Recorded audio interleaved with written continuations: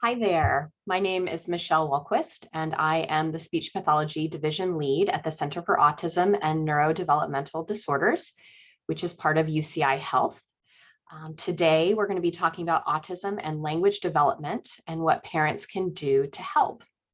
Normally, if I was doing this presentation in person, now would be the time that I would ask the ages of the children that were represented by parents or caregivers in the audience, so that I could get an idea of how I could best structure the talk in order to make sure everyone felt like they were able to gain some information from the presentation.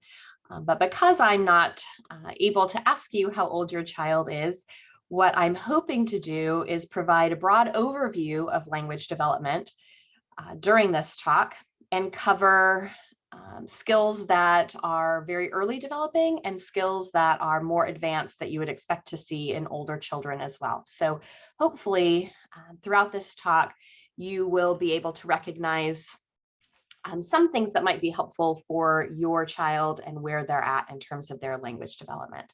So let's go ahead and jump in. So autism and language. Why is it that we even have a presentation on language development and communication for children who have autism spectrum disorder?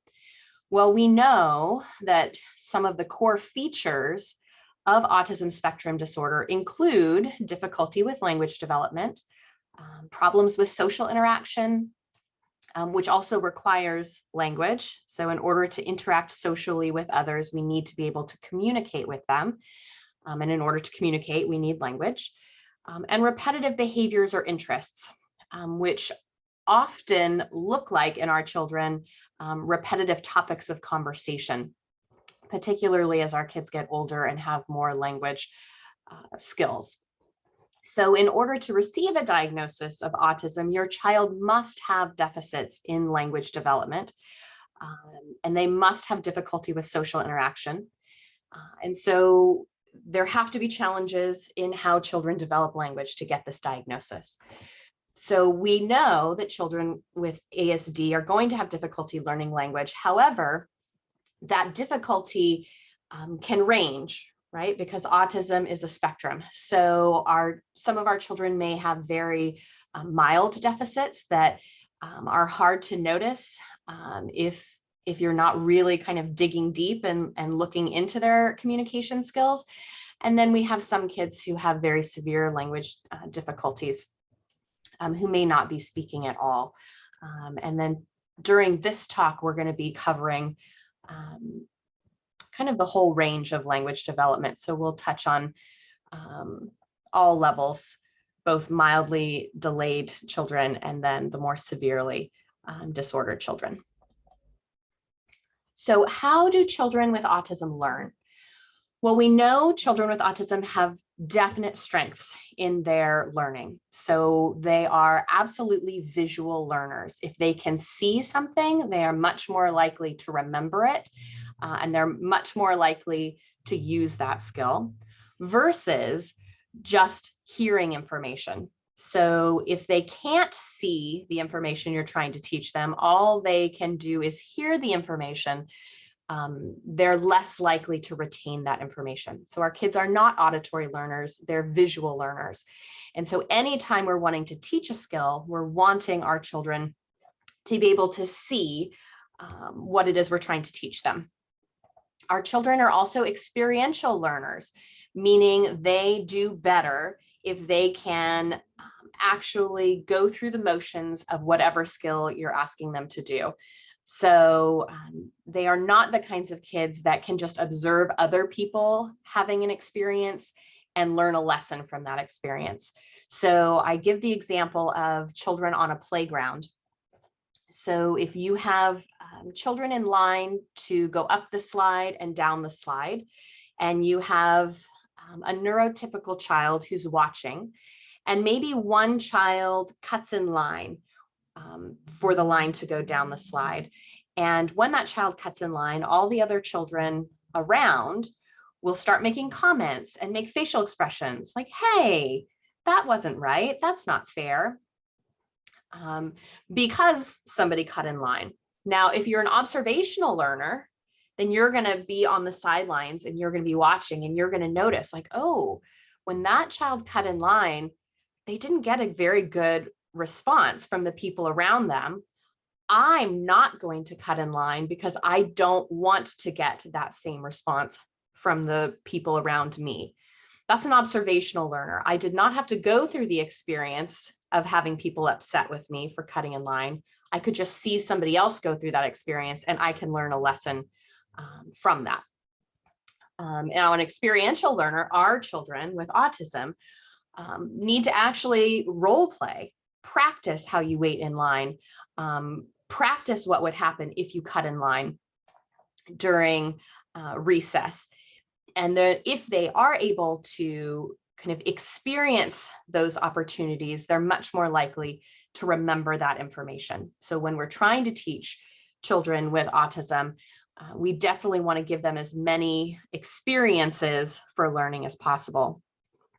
We also know our children are really, really great at object knowledge. They know lots about space. They know lots about vacuums, about dinosaurs, about trains, about particular toys that they love.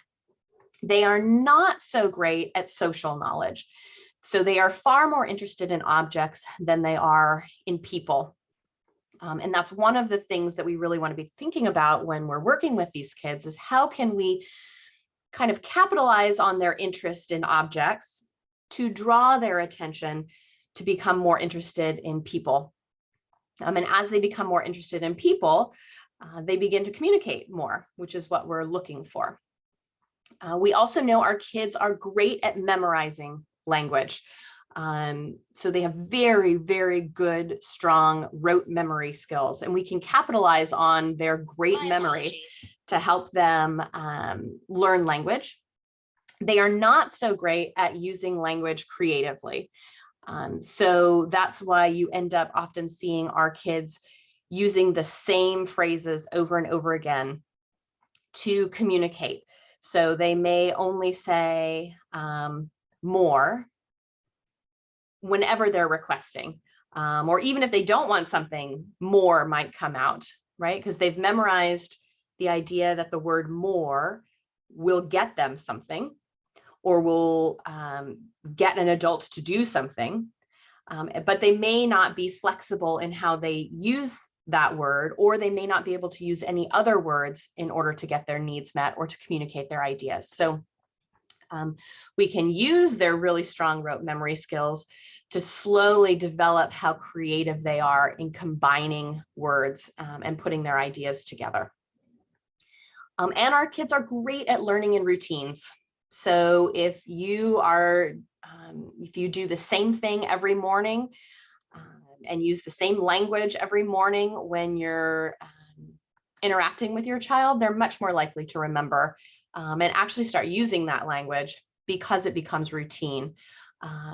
Our kids are not so great in learning in novel situations. So anytime there is a new situation or something unexpected that happens, our kids can be more stressed. They tend to get more anxious in those situations. And as we all know, anytime we're anxious, we all have a hard time learning and remembering information. So as our kind of emotions increase, worry, stress, excitement, our thinking decreases, right? So it's harder to remember information. So anytime we can capitalize on routines and things that are familiar for our children, the more likely they are to learn and remember that information. So it's important to keep these ideas in mind anytime you're trying to teach a child any new skill. If you can make it visual, if you can have the child go through the motions and actually experience an activity, or walk them through an activity or role play an activity. If you can use very familiar and interesting objects to then do something social with them, that's more likely to get them engaged. Anytime you can use sort of memory and memorization, that can be very, very helpful, and routines are very, very helpful. And ultimately, this is true for all humans. but we all learn best when we're calm and when we're having fun. So any kind of learning situation should be embedded with some sort of fun activity or something that's engaging to the child if we want them to retain the information we're trying to teach. So let's talk about the foundations of communication. When I have a family come for an evaluation or for a therapy session for the first time, and I ask, what is it that you're hoping to get out of a therapy session? What I usually hear is, I want my child to talk more. I want my child to be able to tell me what they did at school today. I want to be able to have a conversation with my child. I want to know what happened when they got hurt. So all of those skills are what we would consider expressive language, which if you look at this sort of mountain, you can see expressive language is almost at the top of this pyramid or this mountain. But you'll notice that there are multiple skills that are underneath expressive language that are foundational and critical in order for a child to learn expressive language. At the very bottom of the triangle is joint attention and social referencing. We have to have these skills before we can develop any of the other skills above for communication. And we'll be talking more about joint attention and social referencing as we continue on in our talk. If you look above the joint attention and social referencing, you will see play skills. We will definitely be talking more about play and how play is critical for language development and why that's the case. Then above play, you'll see that we have receptive language. We will talk more about what receptive language is. Then we have expressive language, and then we have social pragmatic language, which is at the very tippy top of the triangle. And in order to have good social pragmatic language, you have to have pretty solid foundational skills in all of these other areas, which we'll talk more about. So let's dive in and talk about joint attention. And up in the corner, you'll see we have our triangle here, and our arrow is pointing to joint attention. So we're at the very foundation of communication development. Joint attention is shared focus of two people on an object or an event. So it requires eye contact and an interest in engaging with people. And what we think about when we're thinking about joint attention is we're thinking about 3-point gaze shifts. And a 3-point gaze shift is looking at a person. So looking at a mom or a dad, then looking at an object that you're interested in. Maybe it's a wind-up toy or blocks or a ball that has fallen off the couch, and then shifting your eye contact back to mom or dad or a caregiver to see if they noticed the same object you noticed. So it's a 3-point gaze shift: caregiver, object, back to caregiver. You can also do 3-point gaze shifts between two people in an object. So I might be looking at my mom, my dad, and then the ball that has fallen off the couch to say, hey guys, check that out. Check out what I just saw. Now, normally, joint attention develops very, very early on in infancy. So by 9 months of age, you're seeing children start to shift their gaze and pay attention to whether or not other people are noticing the same objects of interest. Now, I have a video here. I want you to watch this video and see if you can notice 3-point gaze shifts. There are a couple examples. So see if you can find those opportunities where this child is demonstrating joint attention.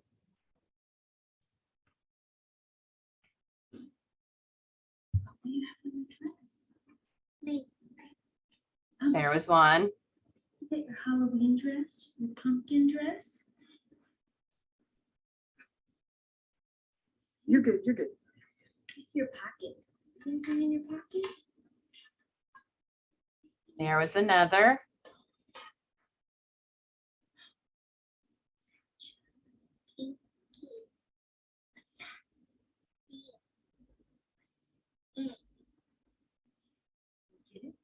There is another. So you notice that she did not have a lot of language, Joint attention does not require language, which is why it's such a foundational piece of language development. All it requires is eye contact and an interest in sharing an experience with an object, right? So we're wanting to increase our children's interest in sharing social experiences just through the use of eye contact. Now let's talk about social referencing. Social referencing is similar to joint attention in that it requires eye contact and a shift in eye contact. The difference is for social referencing, the child isn't interested in sharing information about an object. They're looking to a parent or a caregiver or someone else's face in order to identify whether or not a situation is safe or not safe. Or is something a good idea or not a good idea? So it's more about connecting with another person to figure out if they should do something or not do something, not so much about objects and sharing an experience with an object. So let's take a look at this classic video and watch this child's social referencing and how he notices his mother's facial expressions through eye contact and makes decisions based on that information that he's gaining from his mother's facial expressions. Typically in this situation, the baby will check with her facial expression. And then what we do is have the mom either smile, in which case the babies tend to go across or look afraid, and that affects the babies and they stay back. The baby looks at the drop, then checks with his mother. The baby drops down and backs away. So even when the drop is shallow, the baby won't cross when warned off by his mother's facial expression. Now, what will happen if the mother smiles?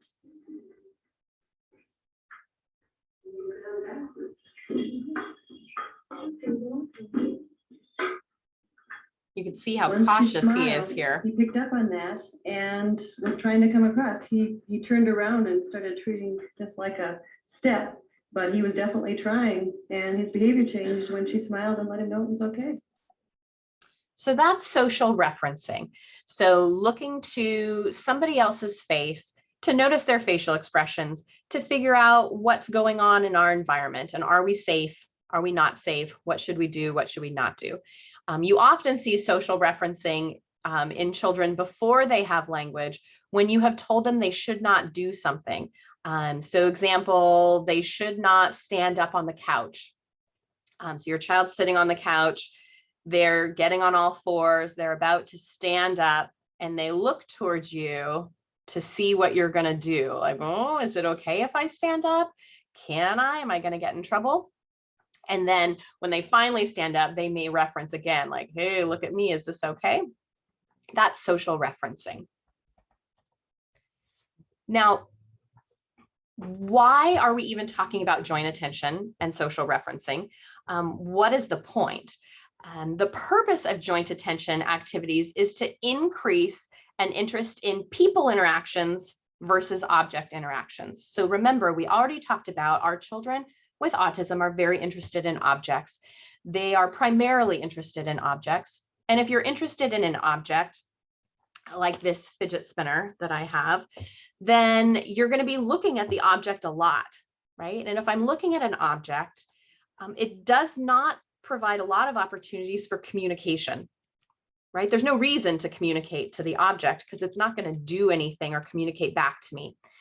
However, if I'm starting to check in and notice other people's reactions to my object, then I may be more motivated to actually communicate. I may want to use a show gesture. I may want to give the fidget spinner to somebody else. I may want to say spin, right?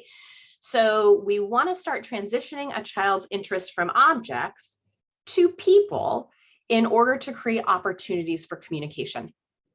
And working on joint attention is the foundational way to get kids more interested in interaction and people. It also increases eye contact, which we know many of our children struggle with maintaining eye contact. Although that's not across the board. Some of our kids with autism actually maintain great eye contact. So again, it's a spectrum, right? There's a lot of variability in what we're going to see from our kids. But ultimately, we want to increase eye contact as much as possible. It also increases a child's awareness of facial expressions and nonverbal communication, which we know that a lot of what we communicate non-verbally. So our words send a message, but our facial expressions are really what sends the most important message. So I might say, hi, right? My tone of voice is increased. I have a happy facial expression. So you know that I'm interested and excited to see you versus if I just say, hi. Right? So my words are exactly the same, but my intonation and my facial expressions are completely different and are really what communicate the most important message. So we want kids to be paying attention to our faces and our gestures and our body language, because that is critical for understanding communication and language, particularly when we get to higher levels of social communication. Increasing joint attention also increases turn taking and imitation skills. And it increases a child's understanding of language. They're much more likely to understand concepts and what we're talking about if they're actually paying attention to us and our facial expressions. So ultimately, we want to work on joint attention and social referencing because we want our children to understand that interacting with people is not only fun and motivating, but people are irresistible. Right? If we interact with people, we can have so much fun and we can learn so much information that we want to communicate. We want to talk more. So let's talk a little bit about some activities that can improve joint attention and social referencing. The very first thing that you want to try is to follow your child's lead. Now, what does that mean? Basically, it means you want to get down on their level. So if your child is sitting on the floor, you want to get down on the floor with them. If they're laying on the floor, you may even want to lay down next to them on the floor. And you want to start imitating their actions, their noises, their movements.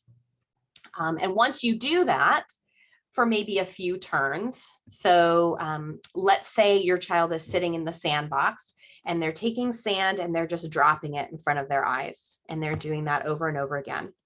If you're going to follow your child's lead, you're going to sit down next to them in the sandbox. You're going to pick up sand after they do, and you're going to drop the sand right in front of your face, just like they're dropping sand right in front of their faces. You're going to do that a few times. So they're going to drop sand, then you're going to drop sand. They're going to drop sand, then you're going to drop sand.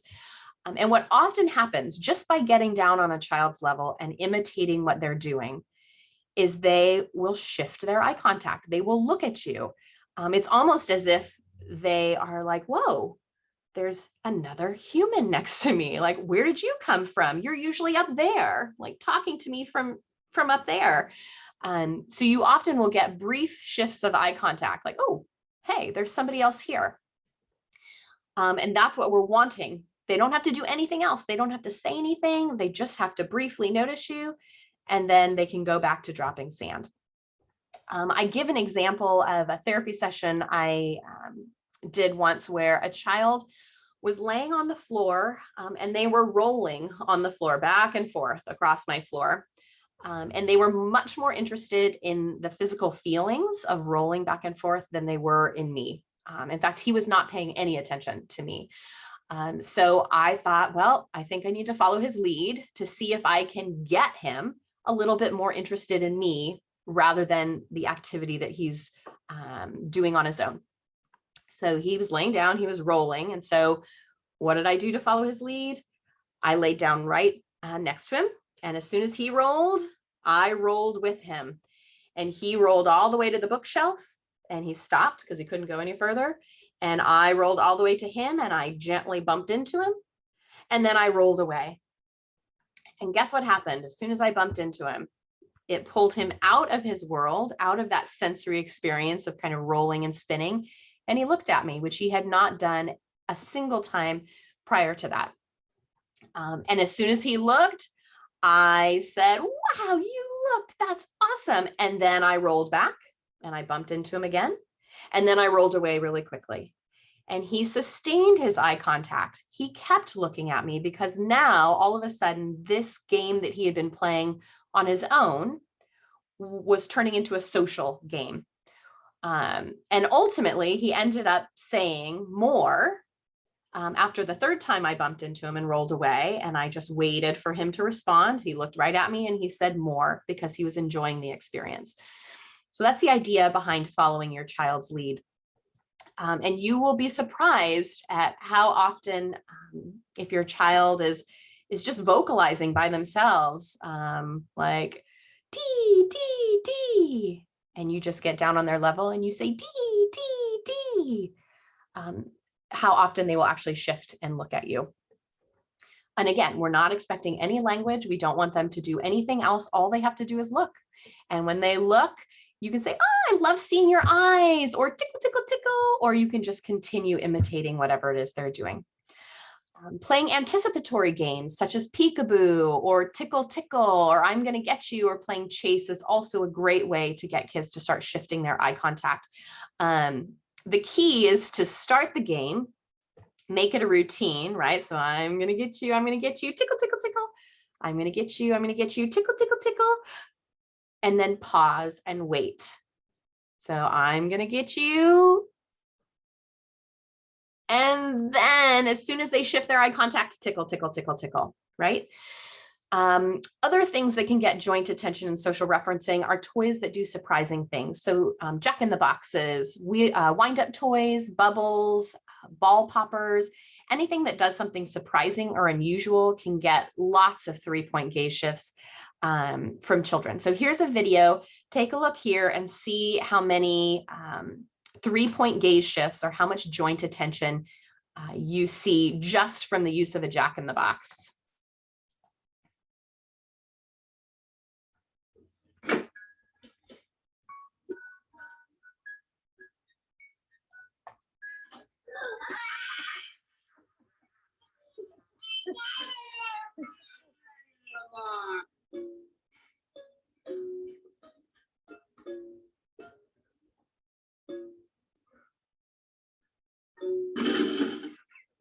Ready?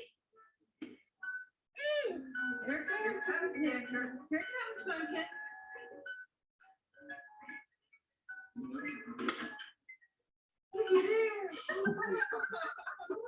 Multiple gaze shifts there.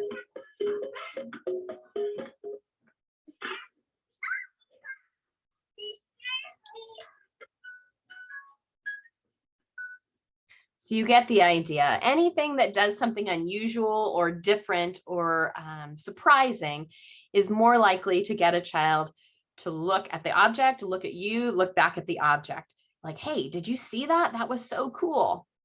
That's what we're wanting to increase. The number of times that a child is using 3-point gaze shifts to share focus with us. So here's some additional activities that can be really helpful in increasing joint attention and social referencing. One is violating routines, and we're going to watch a short video that kind of describes the concept of ready, set, go. But when you're watching this, remember that ultimately what you're wanting is to establish a routine first.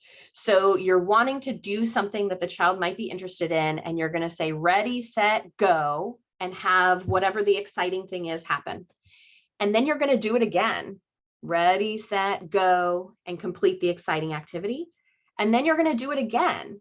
Ready, set, go, complete the exciting activity. Because remember, we want it to be a routine.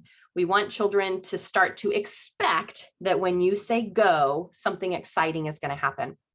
The trick is, once you have that routine established, you're then going to violate the routine. So you're going to say ready, set, and you're going to wait. And the reason you're waiting is for joint attention or social referencing. You're just wanting the child to shift their eye contact and look at you because you didn't finish the routine. You didn't say go. And so often kids look at you like, hey, like you did it wrong. Like, why didn't you say go? And that's where you get beautiful moments of joint attention and social referencing. So let's take a look at this video about ready, steady, go, or ready, set, go.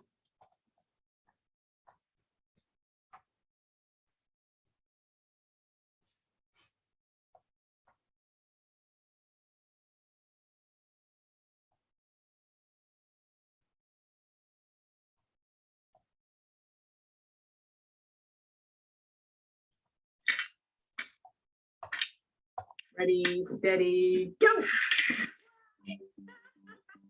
Ready, steady, go is a super popular choice when we're building early language and attention skills. It builds up a child's anticipation. It gives them a familiar phrase that they can hear you using lots of times and then have a go at joining in with. And so if you ever meet a speech and language therapist, you will likely hear the recommendation to play lots of ready, steady, go games. But it's not always as simple as that. And sometimes I get questions from parents saying, how exactly do we make this useful? And so in this video, I've got your back. We're going to cover some of the key ways that you can make sure that when you're playing ready, steady, go games, regardless of what you're playing with, you can make sure that it's super effective and really helps build your child's attention and early communication skills. So let's get going. Whether it's click clack or anything else that your child really enjoys playing with, you can build it into a ready, steady, go routine. Whether it's going out to the top of the slide in the park and then ready, steady, push down, stacking up a big pile of bricks or robots and then tipping them over. There's any number of things that you can build into a ready, steady, go routine. So there are 3 things to really bear in mind to make the most of a ready, steady, go routine. The first one is to think a lot about repetition. Of course, you're going to be repeating that phrase lots of times. And over time, as your child gets really familiar with it, they might start naturally joining in with the go at the end. And you can kind of cue them into this by slowing down and pausing and waiting for them to add that final word. So you might say something like ready, steady, go. Now, the crucial thing here is, even if your child doesn't do a nice, neat, polite go, you want to respond warmly to whatever contribution they are aiming to make. So your child might not be able to say go nice and clearly yet, but if they make any effort at saying that, you want to respond to it. So whether you're saying ready, steady, and they say or they reach for it, or they say do, whatever it is, your response wants to be yes. Go! A big part of how you teach your child that their small communication efforts are worthwhile is to think about the timing of this. Timing is everything. As soon as your child has a go at saying go within your ready, steady, go routine, you want to respond to that really quickly. The quicker your response, the stronger the connection that your child will make between them having a go at saying or go and you again doing the thing that they're really interested in. Finally, think about how you can be at your child's eye level for this. This object is going to be where your child is most interested in looking, most likely. And so you, as a person who's modeling that language to your child, wants to make yourself as close and as a part of that as possible. And so the exciting thing, whatever it is, if you can bring it up really close to your face, and if your face can be eye level with your child, then it makes it all the more easy for your child to pay attention to the exciting thing, as well as the really key words that you're modeling within that situation. Maybe sit the activity up on a coffee table or lie yourself right down belly on the floor so that you can be eye level with your child, and think about how you can bring the exciting thing up to your face so your child can see the exciting thing and you're talking at the same time. Also, these little click clack cars, every child I meet thinks that they're binoculars, which I just think is super cute. That wraps up my 3 key suggestions for ready, steady, go. So that's just a summary and kind of a visual representation of how you can use ready, steady, go, or ready, set, go. Also, I don't know if you noticed during the video, but she was using lots of facial expressions and lots of tone of voice.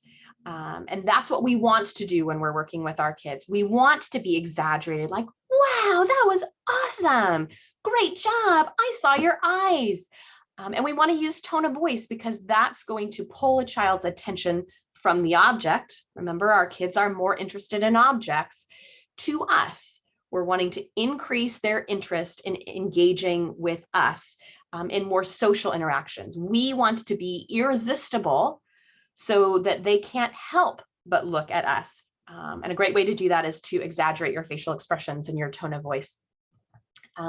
Just one note about the phrase "look at me."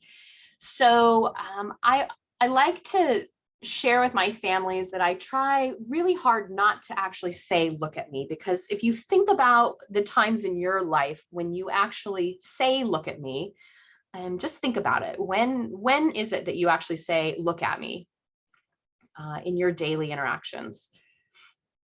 It's usually in the context of "look at me, look at me," right? So it's usually in the context of being frustrated or angry. It's rarely that we say "look at me" and it's a positive, warm kind of interaction. So we want to try and not be constantly telling our kids, "look at me, look at me." One, because we don't do that naturally in life and in social interactions with the people around us. And what ends up happening is either kids become very dependent on that cue, "look at me," so they don't look unless you say "look at me." So we call that becoming prompt dependent, right? They don't look unless they're told to do it. Or as many kids do, if they're hearing the same thing over and over again, they tune it out and they don't pay any attention. So it's not an incredibly effective strategy in order to get eye contact or joint attention. So what we want to try and do is use some of these other more naturalistic kind of strategies that we've already talked about. Or if you are going to try and prompt your child or cue your child to look at you, I usually try and use the phrase "think about me," right? Because whatever a child is looking at is what they're going to be thinking about, right? So it has less of sort of an angry, frustrated connotation, and ultimately it's setting your child up for understanding, perspective taking, and understanding the thoughts of other people later on as they develop language and we get more into social pragmatic language or the social use of language. So try and avoid saying "look at me." If you feel like you need to cue your child, you might think about saying "think about me," or "think about me with your eyes," something like that. And if you say "look at me," don't sweat it. We all do it. I still do it in therapy sessions all the time. So try your natural strategies, try violating routines, try exaggerated facial expressions, following your child's lead, see if you can get eye contact that way. And then if you have to cue, it's okay. When they do. All right, so now we're done talking about joint attention and social referencing, which is the foundational pieces of language development. Those pieces need to be in place in order to get stronger language skills as children age. Now we're going to jump up our pyramid here to play skills. So play, as our good friend Mr. Rogers once said, is often talked about as if it were a relief from serious learning. But for children, play is serious learning. Play is really the work of childhood. And this is absolutely true. Your child's job as a child is to play. Why? Why do we want them to play? Let's dive in and take a look at that. First, let's talk about types of play. When we're thinking about play, there's kind of two sort of subcategories that we want to think about. The first is, how does a child interact with objects? So how are they actually playing with toys? The other sort of column or category is social play, and that is how are children interacting with others. So we know our children with autism are more interested in objects than they are in people. So we would expect that object play would probably develop first. And then we are wanting to help our children develop more social play skills. So just a really quick summary. And if you have young children, you might be able to identify where your child falls on this list. But children at 2 to 10 months just do exploratory or sensory play. So they will mouth toys, put things in their mouth, they will bang things, they will shake rattles, they will tap objects on other objects. Then between 10 and 18 months, we see children start to relate objects together, right? So rather than just using a single object and doing more like physical or sensory things with it, they are starting to put toys together. So you might see stacking blocks or filling a little picnic basket with toys and then dumping. You might see pushing buttons on a pop-up toy. So kids are starting to kind of explore toys and combine them together. Between 12 and 18 months, you see more functional play. So we're starting to see kind of early pretending skills. And here's where you might see a child take a toy cup and put it up to their mouth. So they're using a cup as if it had something in it and they're putting it to their mouth, or they might hold a telephone, a toy telephone to their ear. They might roll cars back and forth because that's functionally what you do with that toy. So kids are starting to use toys more appropriately. And then you see symbolic or pretend play at 18 months, all the way up to above 30 months. You see that developing and becoming more complex. And this is where children are actually beginning to do real pretend play. So the child might pretend to sleep. They might pretend to put a doll to sleep. And they might pretend one object is something else. So they might pretend this banana is a telephone. Usually children start doing pretend play where they're acting on themselves. So they'll pretend to eat toy food, they'll pretend to sleep. After they're really good at that, they start acting on dolls. So they might take a stuffed animal and feed the stuffed animal or put the stuffed animal to sleep. And that's sort of the progression of how pretend play develops. In terms of social play, or how children play with others, till about 2 years of age, our kids are pretty solitary in how they play. So they usually will play alone and are not really interested in what other people are doing. If you engage with them, they will engage using joint attention and social referencing, but they're not going to seek other individuals out or other children out to actually play with them.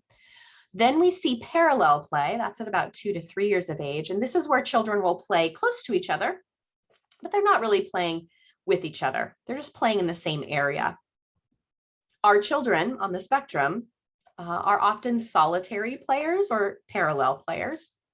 We want to push them or encourage them to be more associative players or cooperative players. So associative play develops kind of in the preschool years, between 3 and 4 years of age. And this is where children are actually starting to pay attention, right? They're starting to socially reference and use their joint attention skills to pay attention to what other kids around them are doing. So they might start imitating what another child is doing. So if one child is building a block structure, they might try and copy the block structure. They start borrowing and lending toys to each other. And then between 4 and 5 years, and then up beyond that, we have children using cooperative play. So that's where children are working together to actually play house or play school. So they're assigning jobs and roles, they're using very familiar themes, or maybe even themes that they have seen on TV, on a cartoon, or read about in a book. So they might be playing doctor or school. And we start to see kids playing more traditional like board games. Oh, we skipped a slide there. So play and language, why does it matter? Well, they go hand in hand.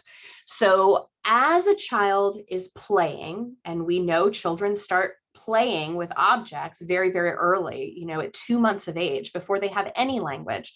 They're exploring objects, they're mouthing objects, they're banging and listening to sounds, they're feeling objects.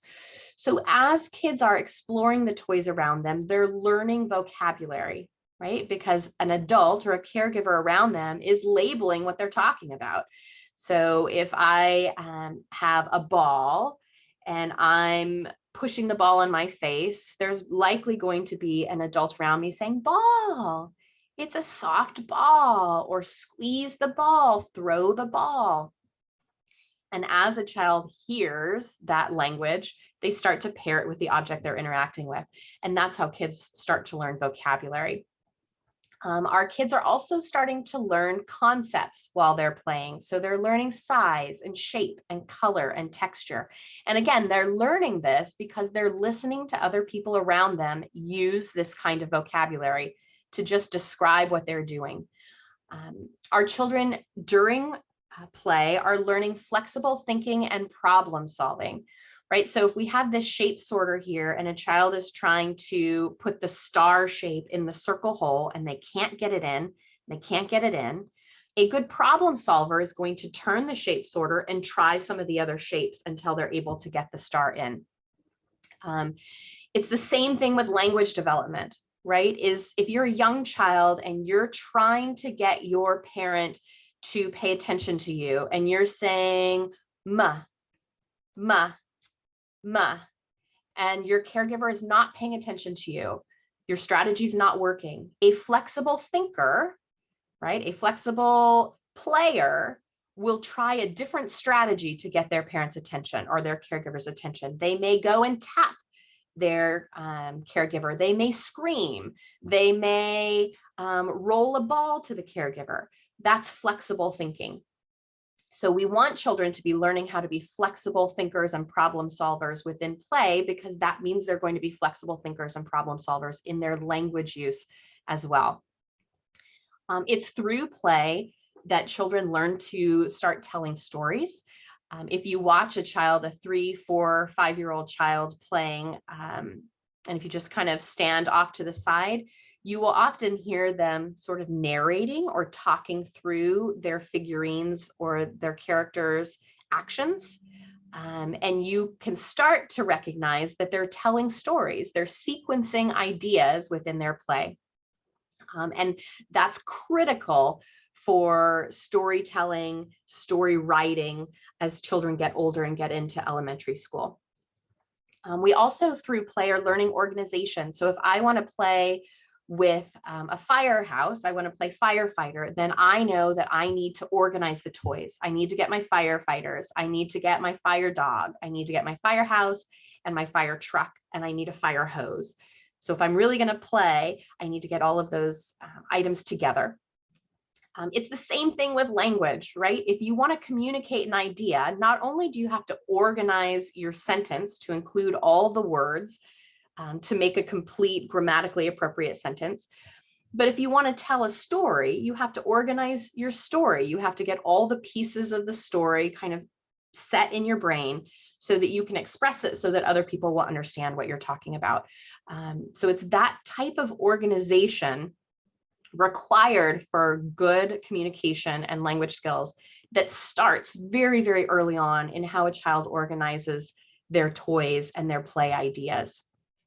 And then, of course, we're learning turn taking when we're playing, especially as kids get older and become more associative in their play or cooperative in their play. And turn taking is critical for conversational skills. You have to be able to have to be a good turn taker if you want to have good, solid conversations. So you can see that the skills that are developing in play mirror the skills that we're wanting our children to develop expressively to communicate their ideas. And also, it's critical for children to start understanding more and more concepts within their world. So when you go to speech therapy with your child and you see your speech therapist playing with your child, there is a purpose, there is a reason. It's not just play. It is, remember, quote unquote, the work of childhood. This is a child's job to be good at play so that they can then be great at communicating. And anytime you're observing your child in speech therapy or any other kind of intervention, if you're not sure what your speech therapist is doing or why they're doing it, then ask. Don't be afraid to ask questions and have the person that is working with your child explain what it is they're doing. It's critical that you understand what it is that's being done in a session so that you can help carry that over at home. A great way to engage children, and these types of toys, sensory toys, are an awesome way to get joint attention and social referencing.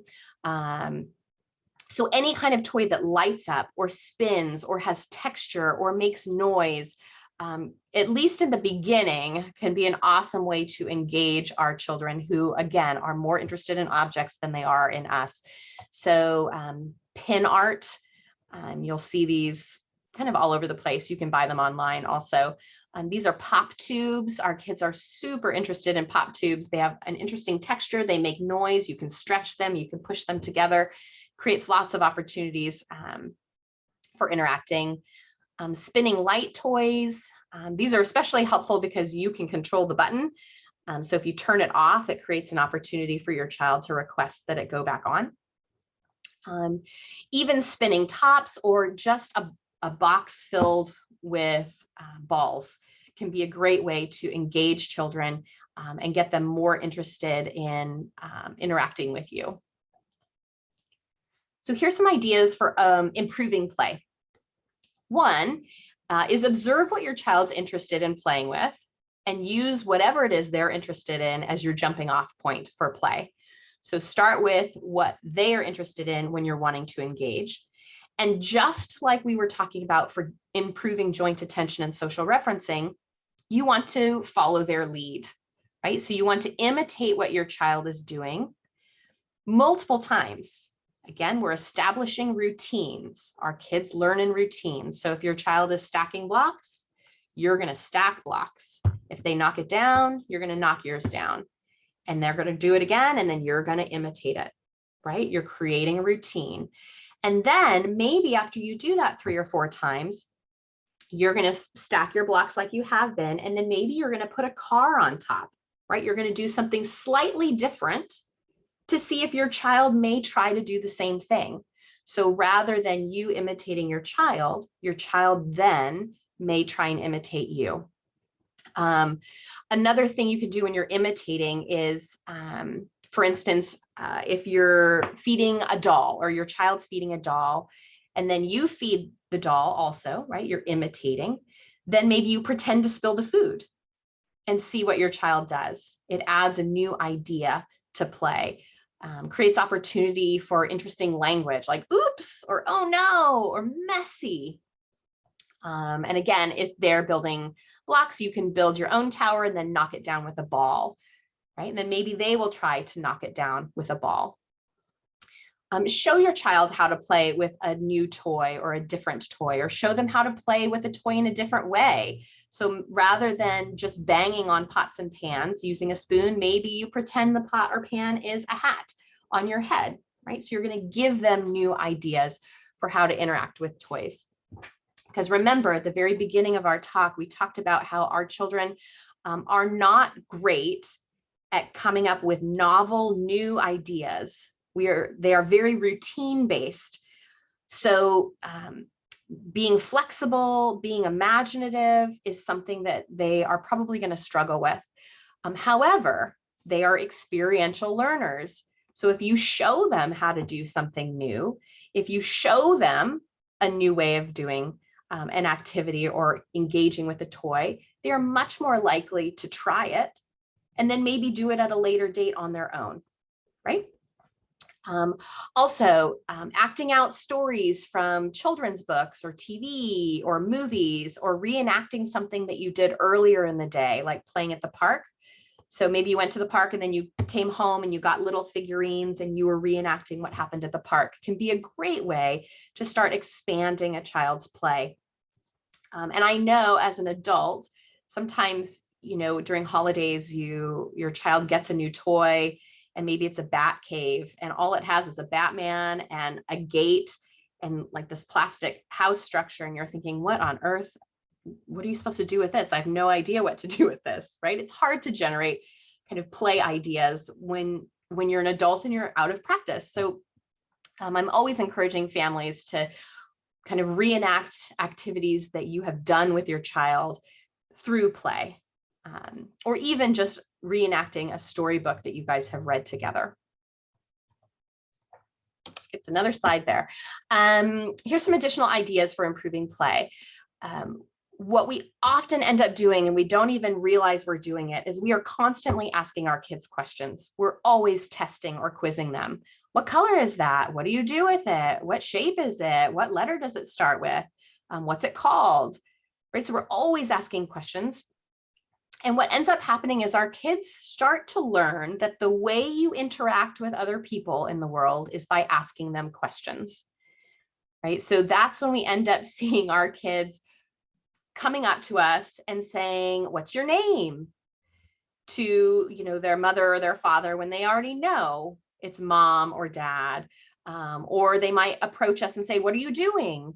When it's very obvious what we're doing. We're sitting on the couch or we're watching TV. So our kids start asking questions that they already know the answers to, because they have learned that the way you initiate with people is by asking questions, because that's what everyone does with them. So we want to be really careful about asking our kids too many questions. Instead, we might want to make comments instead. So instead of looking at this car and saying, "Wow, what is that? What color is it?" we might make a comment and say, "That car is blue," right? Or "It has big wheels. Oh, look at those dark windows." So again, I'm making comments. I am not asking any questions of the child. And so just take a moment, take a look at this picture and think of some comments that you could make if you were in the room with this boy and wanting to engage with him.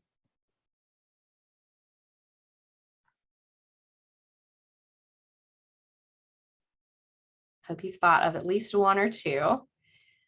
So you might say, "Wow, that's a really cool hat." Or you could say, "You're a pirate." Or you might say, "Oh no, here comes a big wave."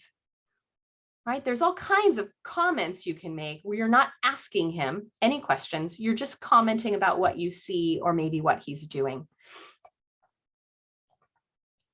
Okay, so we've talked about joint attention and social referencing, the foundation of language.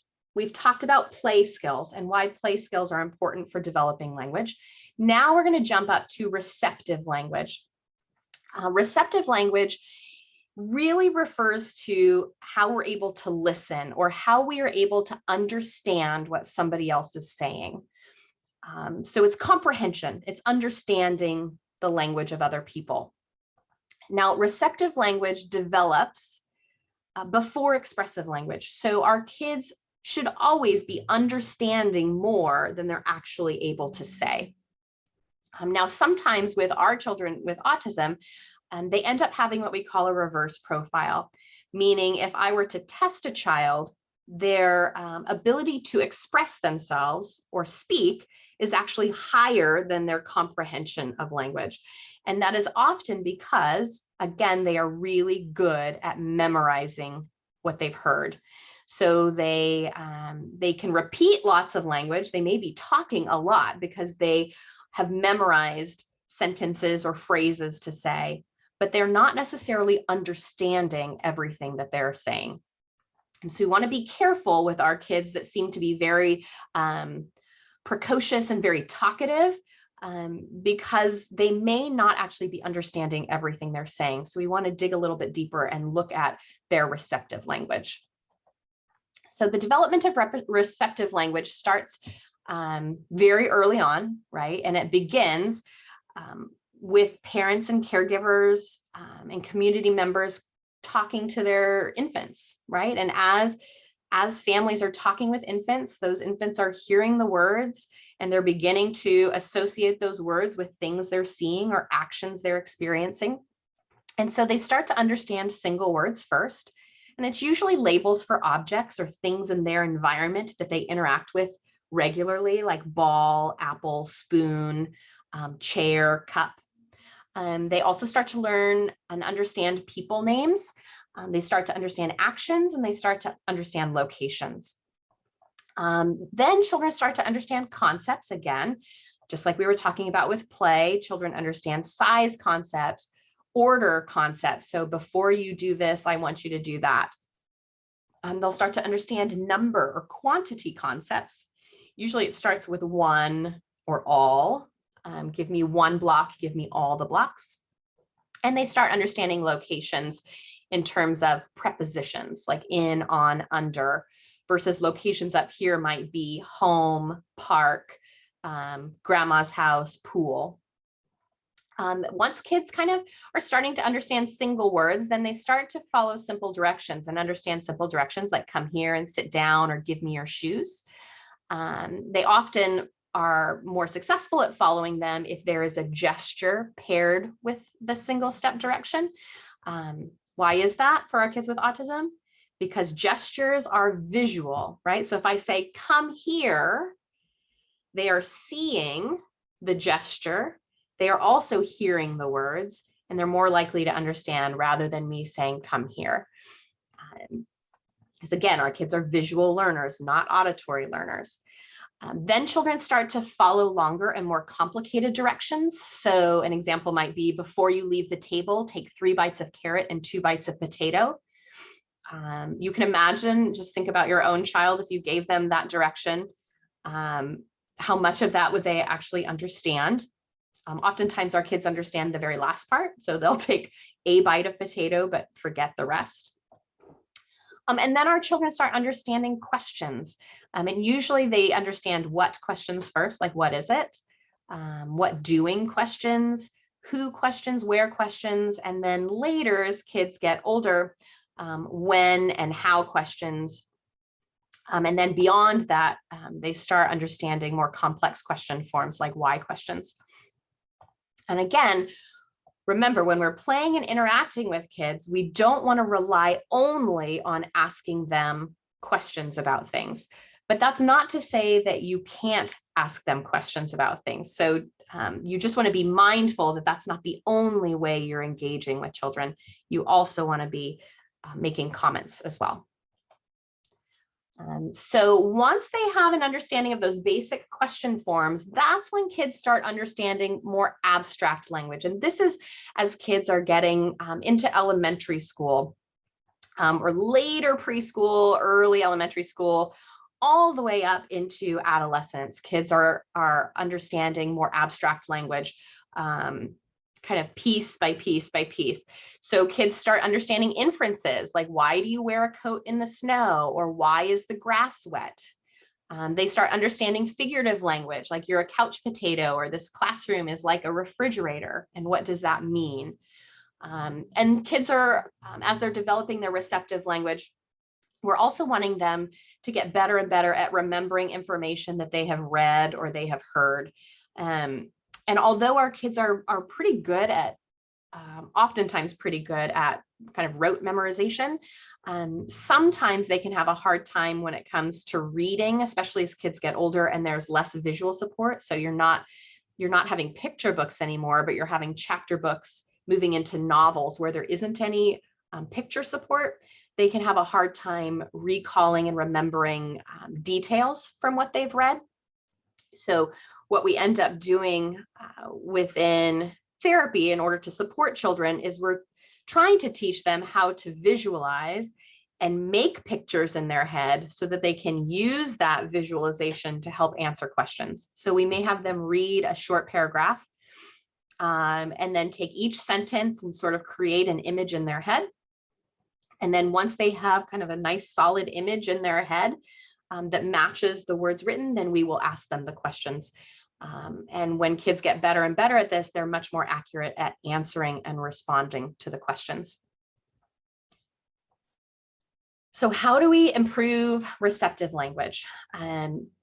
We do it the same way we do to improve play skills. And as you'll see, it's the same way we work on improving expressive language, which we'll talk about a little bit later. The first thing you want to think about is just talking about what you're doing or what your child is doing during daily routines. So when you're walking to school, you might just be commenting about what you see. So, oh, look at that big tree. I see a nest at the very top of the tree. Oh, wow, there's a big bird in that nest. I wonder what it's doing in there. You know, it looks like it's napping, right? So you're just talking about your experience or your child's experience. Children need to hear language thousands and thousands and thousands of times in order to start comprehending and eventually start using that language. So the more we can just talk about what we're doing on a daily basis, the more likely our children are to kind of absorb that information, understand that information, and then start using it. And an easy way to do that is just during familiar routines like making dinner or doing laundry or bath time. Again, you're not asking your child to do anything. You're just talking about what you guys are doing. Giving face-to-face instructions. I I'm guilty of this, of not doing this actually. But imagine that you are in the kitchen and it's almost time for dinner, and your child is playing with their iPad.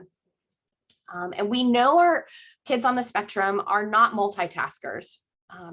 There aren't many of us that are actually really good at multitasking. I am not good at multitasking. So if your child is focused on something, particularly an object, and if it's an object of interest, then for sure, if they're focused on that, they're going to be 110% focused, right? Our kids don't multitask. So if they're looking at an iPad, they are 110% focused on that iPad. And if you're in the kitchen and you say, hey, Johnny, you have 5 more minutes on the iPad, and then we need to put it away and you need to come to dinner. How much of that instruction, when you're in the kitchen, not anywhere in like a visual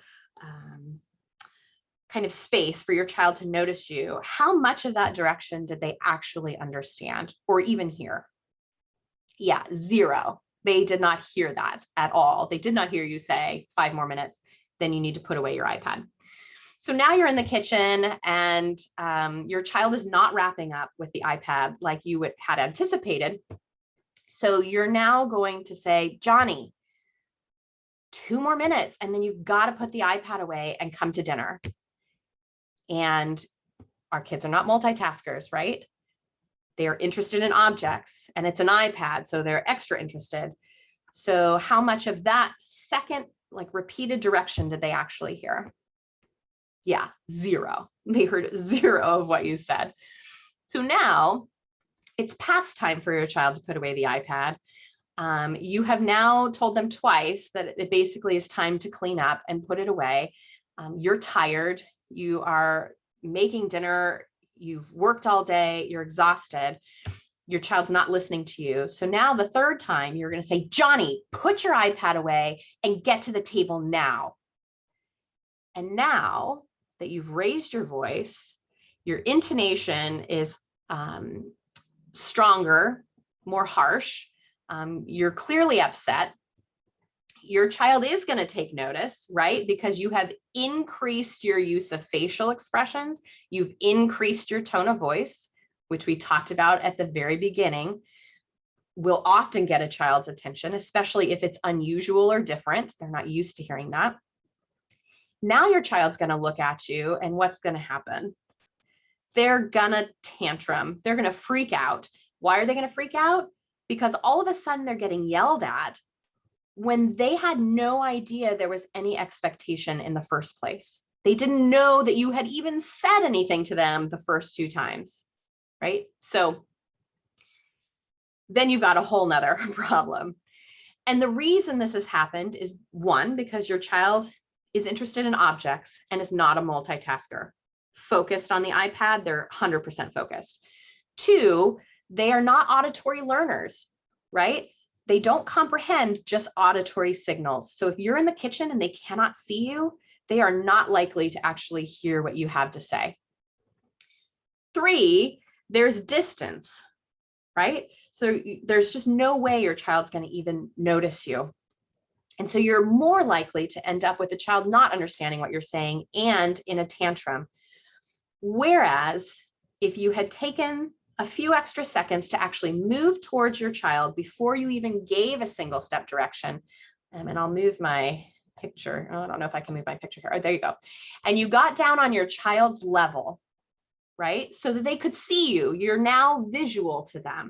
You may even put your hand on their hand that they're using to interact with the iPad. As soon as they see your hand on their hand, they're more likely to kind of look up your arm and notice your face. And then you give them the instructions. So 5 more minutes, and then we're going to clean up and go to dinner. What are we going to do? So now you're asking them to repeat 5 more minutes and then clean up. Awesome. Let's do it. You're much more likely to get compliance, although it may not be happy compliance, right? No child wants to give up the iPad, but you're much more likely to get a child to understand what the expectation is if you get down on their level and give face-to-face instructions. I can't tell you how many times I have not done this and it has backfired on me miserably. So it does take a little bit more effort in that you have to actually move to your child and kind of kneel down and make sure you have their attention. But in the long run, you're much more likely to get comprehension and a more successful outcome. We also want to think about giving shorter directions.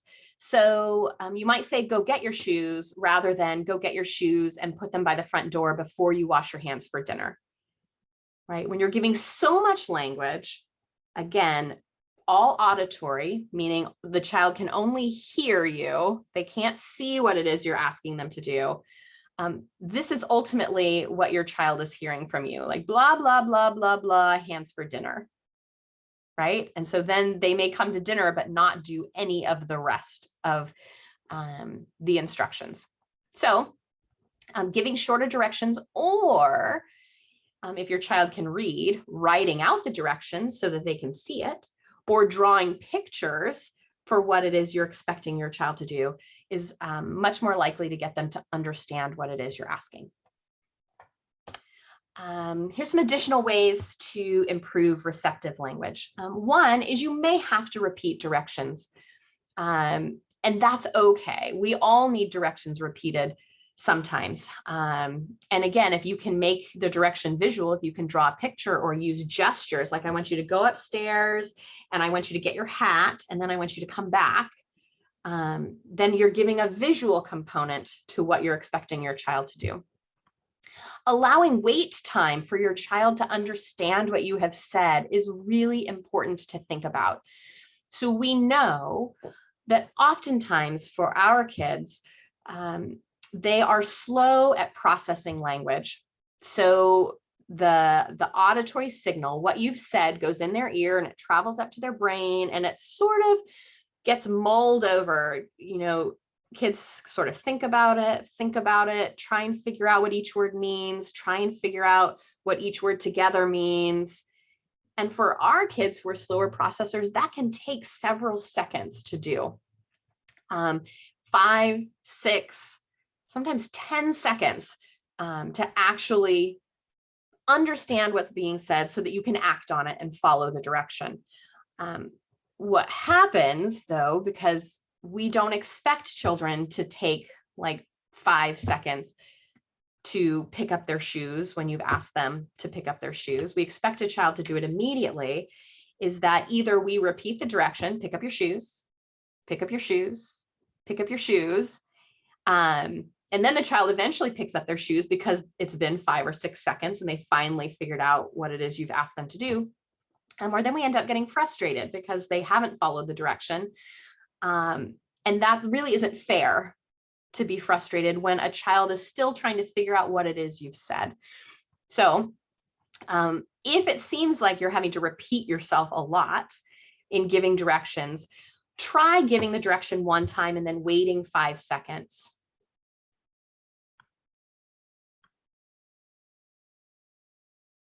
And you'll be surprised how often a child will actually follow the direction or respond to the question you've asked when you've given them more time to actually think about an answer.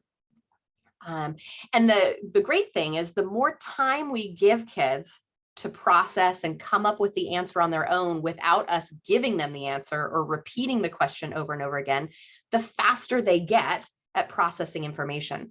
So we have to give them opportunities to do it, to think about the information on their own without stepping in, without interrupting them, in order for them to get better at doing it. You, again, may need to show your child what it is you're asking them to do. You may need to make it visual. You may need to make it experiential, right? You may need to go through the motions of what the expectation is for a task in order for your child to comprehend and be able to do it independently. And for all of our kids, particularly for our older kids, we want to encourage them to ask for help or clarification as needed. Especially at school, a lot of our kids recognize that learning is more challenging for them. And because they're aware of that, they may be self-conscious about it, they may be anxious about it, and they may not ask for help or assistance. And ultimately, asking for help or clarification is a critical skill for success throughout life, right? We're not always going to know what it is we need to do, and we need to be able to ask for help as needed. And we need to know that that's okay. So we need to make sure we're reinforcing that with our kids. And like we've talked about, I've said multiple times already, we need to try and make our words visual. So let's look through some ways that we can make our words visual so that our kids can understand what it is we're trying to communicate with them. So one great way to understand the concept of time, which is very abstract, hard for kids to understand, is to use timers. When you say to your child, 5 more minutes and then we're going to have dinner, what does 5 minutes mean to a young child, especially when it comes to eating dinner? 5 minutes means never. We are never going to have dinner. I'm going to starve, right? So if you can say we have 5 more minutes to dinner, and then you can set a timer so that your child has something visual to watch, they're much more likely to understand what that concept of 5 minutes means. There's lots of different types of timers on our phones. There's egg timers. There's something called a time timer, which makes time very visual. So the red part is the amount of time left. And this slowly decreases until the time is up. First then boards are also a great way to have children understand what expectations are. So first we're going to get a haircut and then we're going to get ice cream. And I drew this on my own, and you do not have to be a great artist. You can draw stick figures, you can draw a blob, and as long as you're pairing language with it, then your child is much more likely to actually understand the concept. And here somebody just said first math and then iPad, and they just wrote it out. Even for children who aren't reading yet, because they're very visual learners, and they often understand or recognize symbols, even if they don't know like an M is actually a letter M, they can sort of match symbols very easily. You can sometimes just write words, even for a child who's not reading, and they will still understand kind of the basic idea of what you're talking about. And then there's visual schedules. Move my picture. Whoops. Let's go back. Let me move my picture out of the way. There's visual schedules, and these are ways to help kids understand sequences of events and what the expectations are for getting through a longer period of time. So you can do just written schedules. There's all kinds of ways to make schedules online using just cut and paste with Google Pictures. You can use a calendar. A calendar is a great way where if your child is constantly asking, when is school? When are we going to school? When are we going to school? Then maybe on the days the child's going to school, you either get a little bus sticker and put it on those days, or you draw a little bus, or you draw a little apple, or you do a little red dot to represent an apple. And then on the weekends, you draw like a bicycle or something that the child might associate with weekends. And so now every time your child says, when am I going to school? You can say, let's go check your calendar. And they can visually see when an activity is going to happen. Okay, so we've talked about joint attention and social referencing. We've talked about play skills. We've talked about receptive language, or how a child understands the language of other people. Now let's jump to expressive language. This is what we're often wanting our kids to be able to do when we are starting therapy. Expressive language is basically how children use words to express their thoughts and ideas. So it's talking or communicating with others. And there's lots of different ways we communicate besides actually talking. So first, let's talk about, why do children talk? What are the reasons that we all communicate, not just children? There's kind of 3 main reasons that we communicate, with some other kind of reasons sprinkled in there. But the first reason that we usually start communicating for is to control what others do. And this is called behavior regulation. And basically, it's to get an adult to do something or to stop doing something. So it's like requesting or protesting. So want ball versus no ball. Our children, most children, develop these skills pretty early on when they're learning their expressive language. The problem for our kids with autism is they get stuck at this level. So they are only using language for behavior regulation, so to ask for things or to get things to stop. They are not using language for other more social reasons. So in therapy, we're wanting to push children or encourage children to use language for other purposes.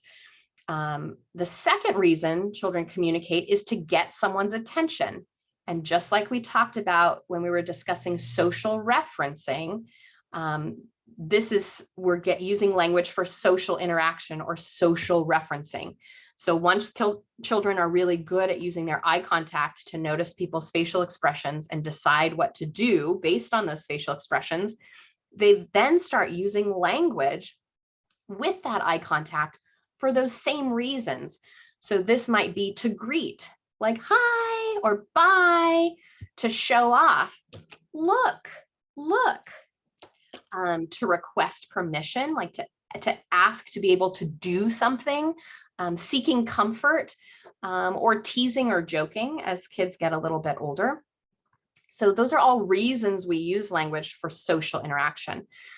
We also use language to share and get attention.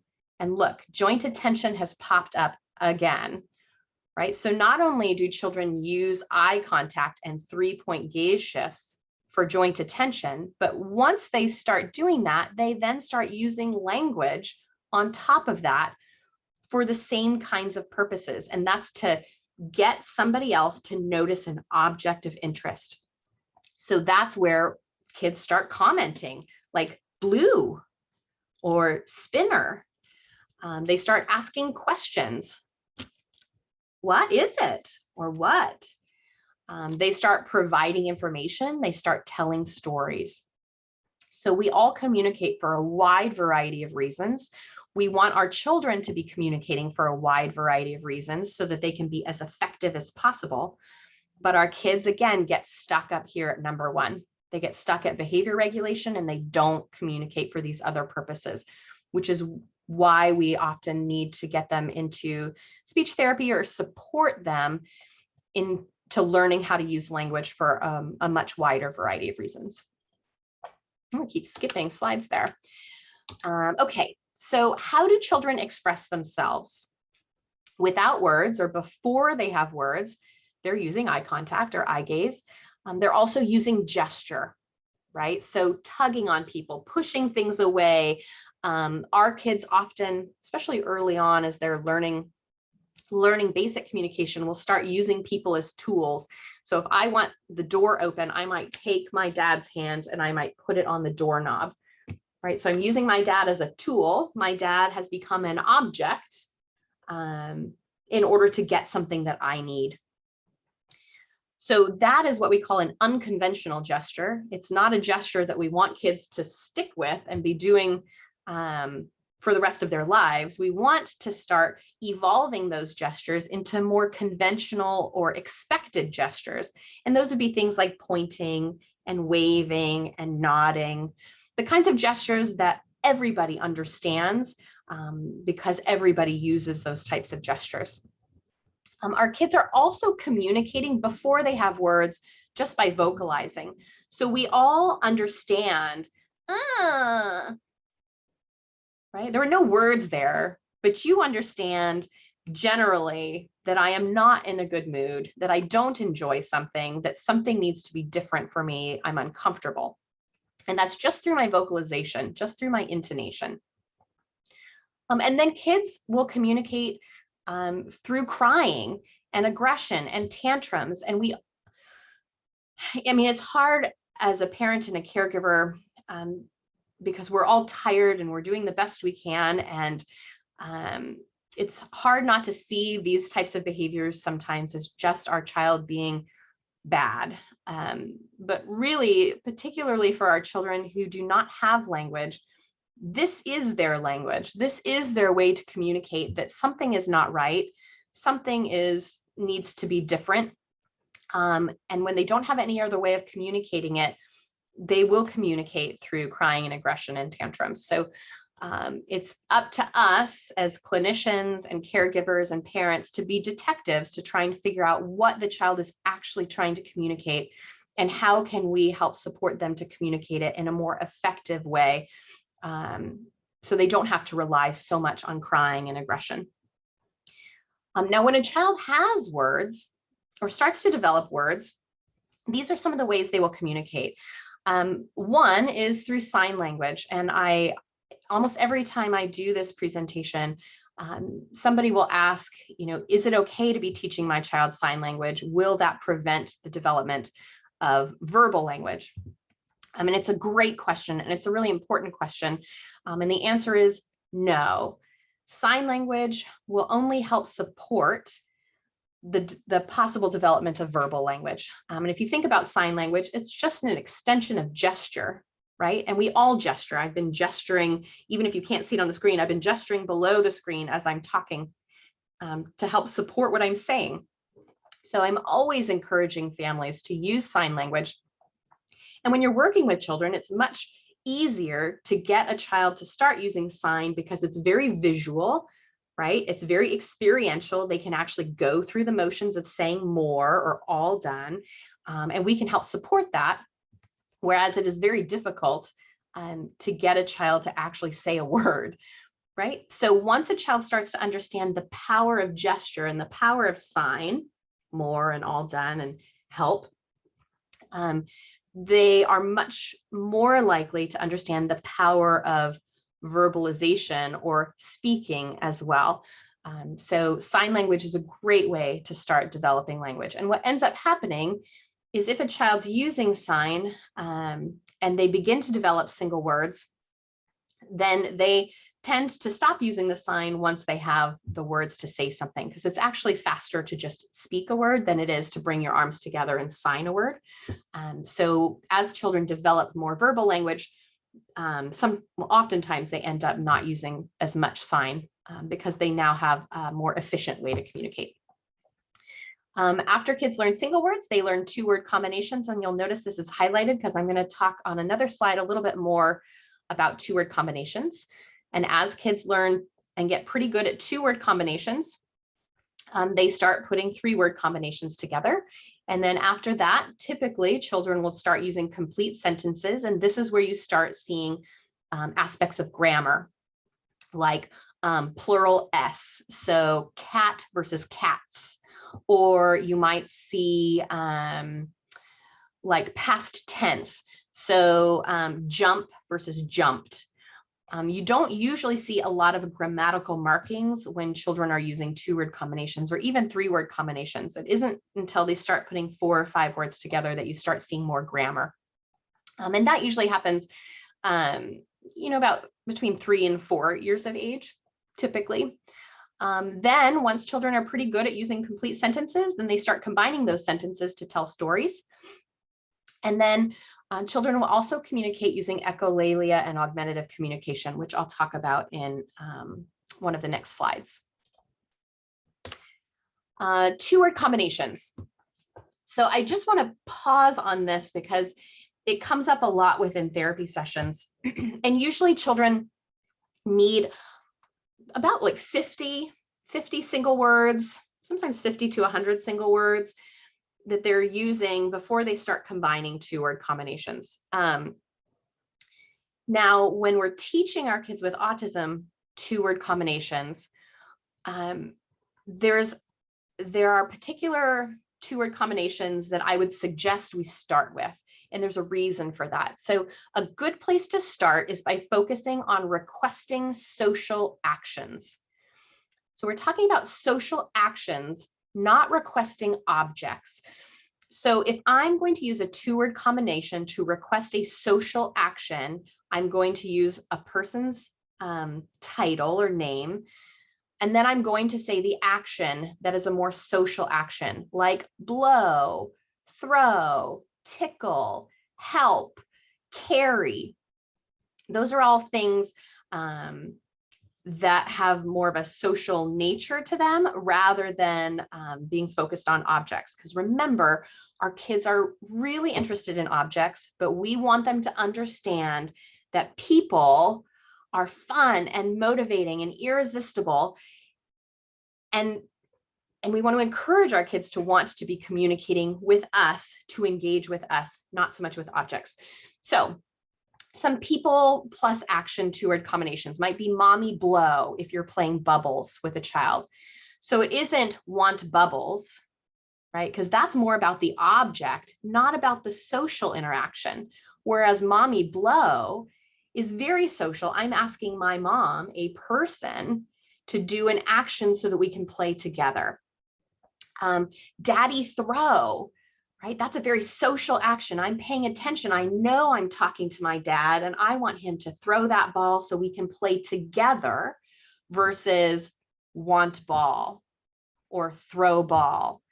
That's a two-word combination about the ball, not about the social interaction and the people involved in it, right? We don't want our kids to be solely focused on objects. We want to increase their interest in social interaction.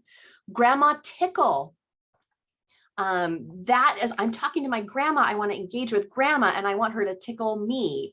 That is a very social two-word combination. Papa help. Again, a very social two-word combination, and it involves people and social actions. We do not want to become our children's quote unquote vending machines for objects, right? We don't want our children to only be coming to us because we can get them an object that they're interested in. And that's where the phrase like, I want ball, I want apple, I want cookie becomes overly taught oftentimes in intervention. And it's not to say that being able to request what you want is not important, because it's very important.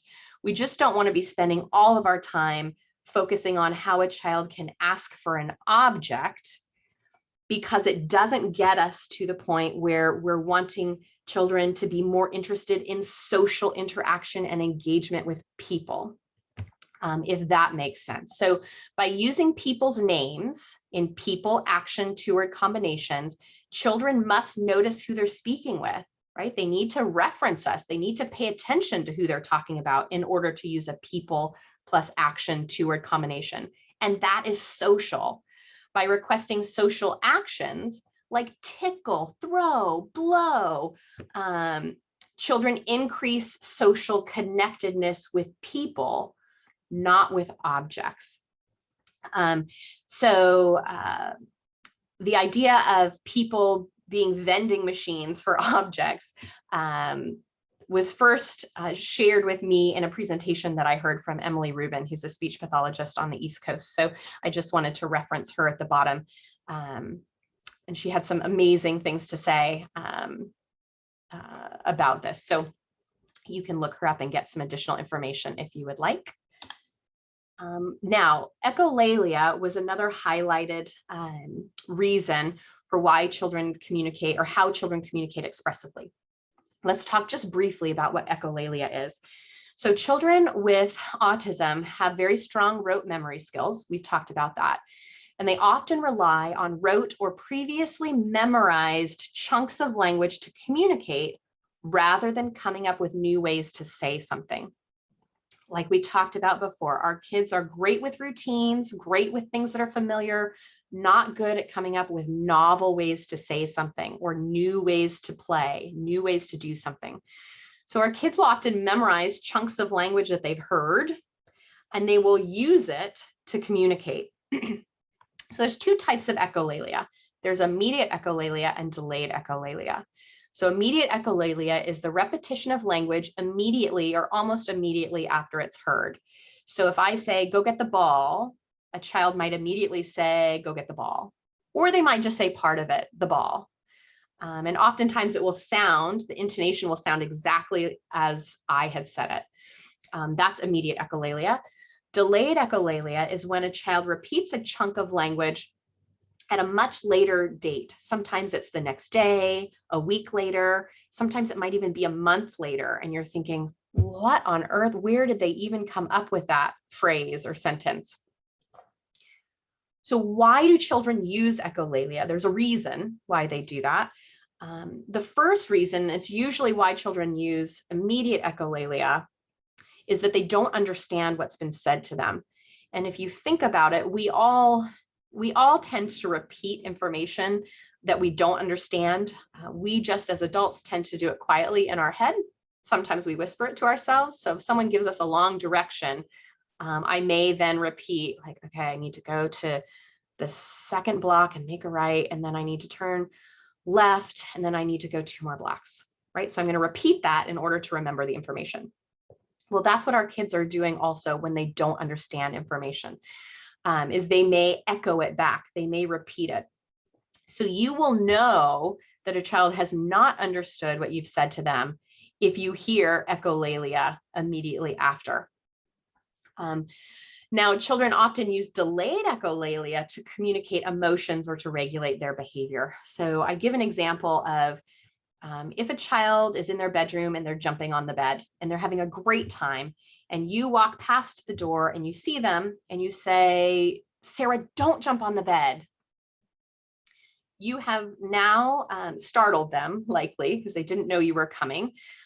You have stopped them from doing something they wanted to do, and that feels frustrating to them. So maybe it's like a week later and a child is in the kitchen and they're reaching for a cookie on the counter that they're not supposed to have. And you say, Sarah, no cookies till after dinner. And what Sarah then says is, don't jump on the bed. And you think, what is she talking about? That has nothing to do with cookies. But what Sarah has done is she has paired the feelings that she had when she was told she should not jump on the bed to the feelings of being told she can't have the cookie, right? So disappointment, frustration. And she has pulled the language she heard from that first interaction, and she's used it in the second interaction because she's got strong rote memory skills and she's associated it with a feeling. And she has a hard time coming up with novel new ways to say something. So you tend to see echolalia during unstructured, unfamiliar, or unpredictable times. So when kids are more anxious, during transitions, which we know our kids do not enjoy, during difficult or challenging tasks, or during emotional activities, causing anxiety, fear, excitement. So anytime a child is sort of kind of amped up or feeling more stressed or more emotion, you're more likely to see echolalia. There are lots of ways to decrease echolalia, but the primary way to do it is to improve their comprehension of language, to improve their receptive language, to be working on their understanding of language. As children understand more language and understand what's being said to them, you will see a significant decrease in echolalia. And oftentimes echolalia decreases altogether once a child is able to understand the language that's being used with them. You can also simplify the language you're using to match the level that the child's at. So if a child is primarily using 2 words to communicate, then when you're communicating with them, you probably want to keep it to 2 to 4 words, maybe 4 or 5 words, not give them lots and lots of language because they will not understand that. You also want to make sure your environment is calm. Because again, heightened emotion can lead to echolalia. So the more relaxed and calm the environment is, the better. We know that front loading our kids and letting them know when something is going to happen can help calm them, help keep them regulated, and they're much less likely to use echolalia. So using schedules or first then boards, taking deep breaths, blowing out the candle, relaxation techniques can be helpful in decreasing echolalia. And then also, especially when our children are using delayed echolalia, like don't jump on the bed, we want to model a more appropriate way to say something. So instead of Sarah reaching for the cookie and then responding with don't jump on the bed, you could say, oh, different words are, I want a cookie, right? Or, oh, bummer.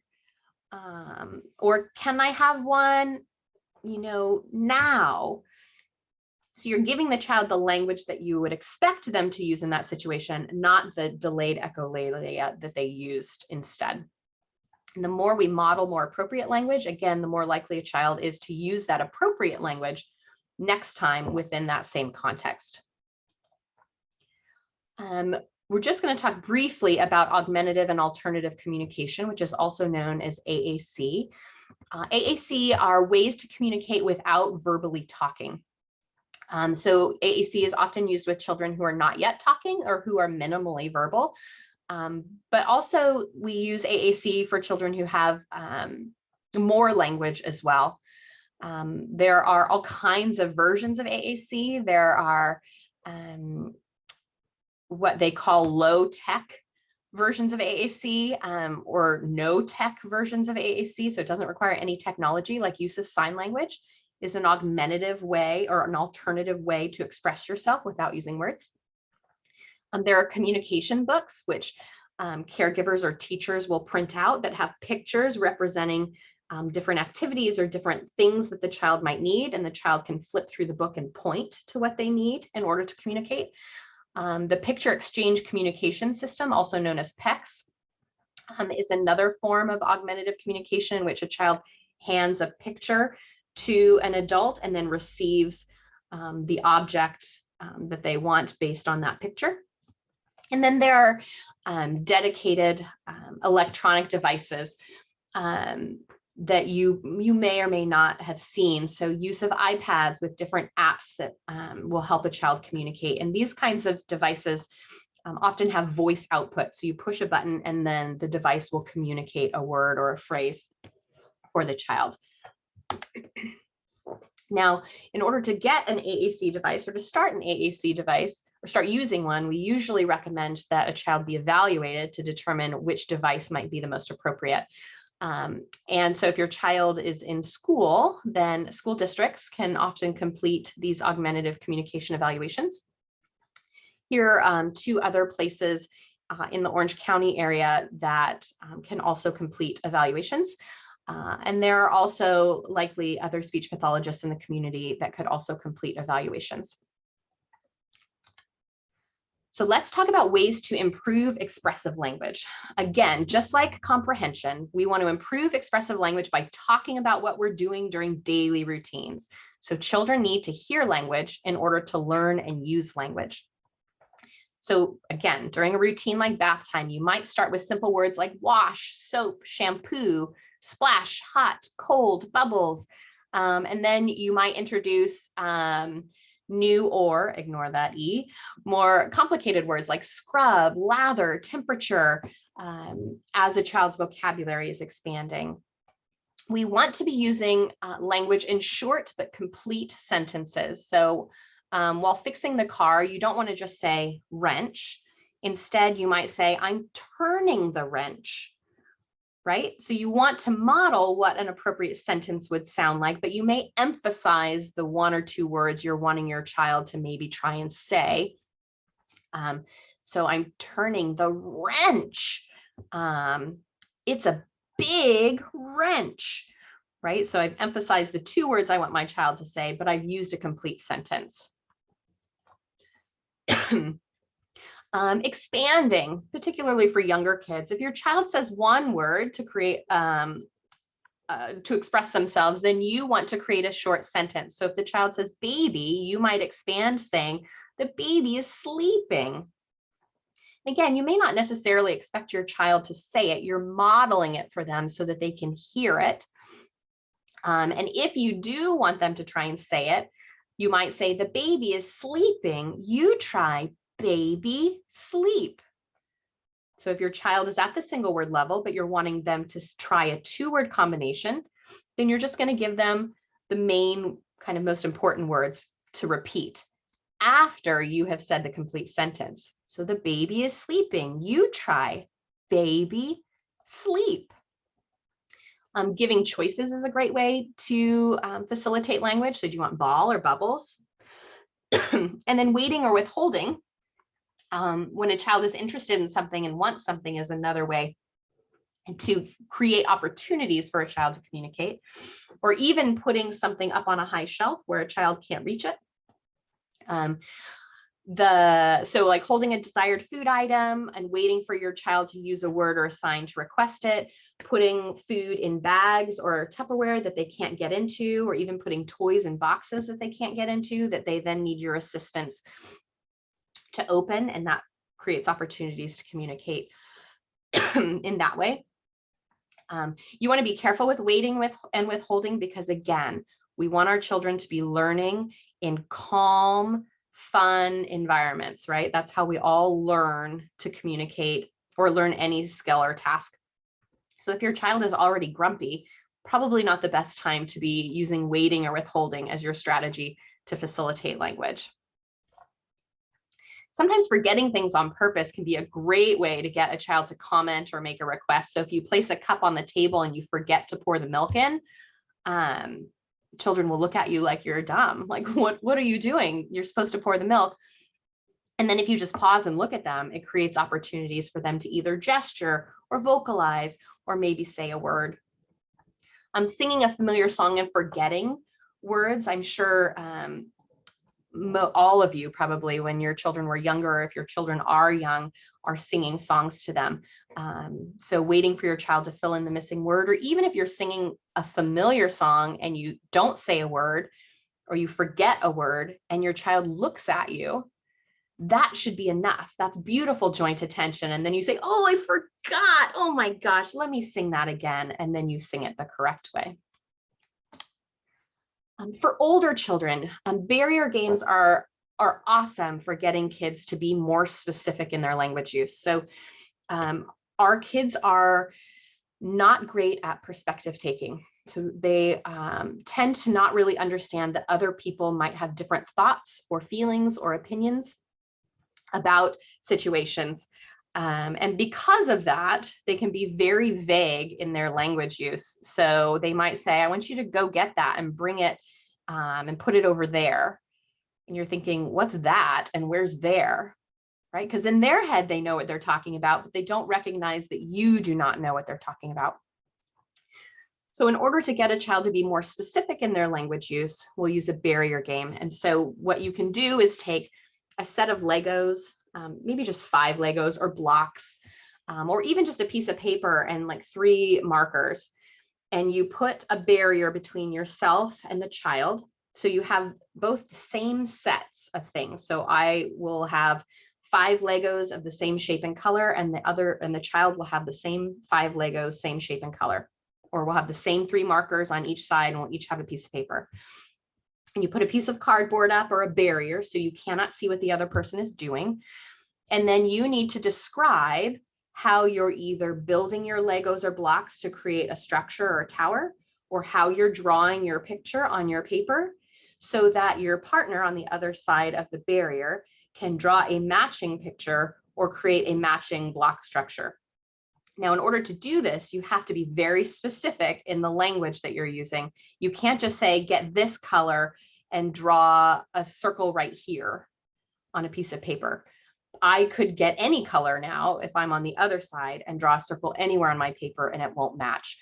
So barrier games we use a lot within therapy in order to get kids to be more specific and to recognize that if I can't see what you're doing, I don't know what you're doing. And that's an important lesson in perspective taking. Seeing leads to knowing. So if I can't see it, I don't know what you're thinking or what you're doing.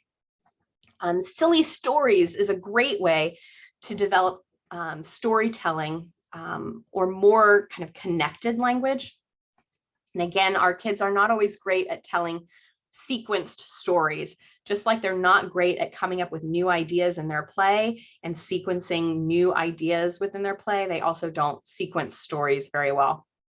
And so Rory's story cubes are a kind of a fun game, and it has all these dice with different pictures on it, and you roll the dice, and then you can go around the table and everybody picks one picture and uses that information in order to add to the story. And so it's a really fun way to work on storytelling and kind of sequencing ideas. Having your child tell you how to do something or give instructions for how to play their favorite game. If you have a child try and explain to you how to play Minecraft or how to play Fortnite, oh my gosh, it can be a really interesting task, particularly if you follow the instructions exactly as your child tells you, because that can be a great way to draw their attention to the fact that they might not be giving enough information for you to actually complete the activity appropriately. And ultimately, we are always wanting to acknowledge and respond to all communication attempts. So any child, or anytime a child vocalizes, gestures,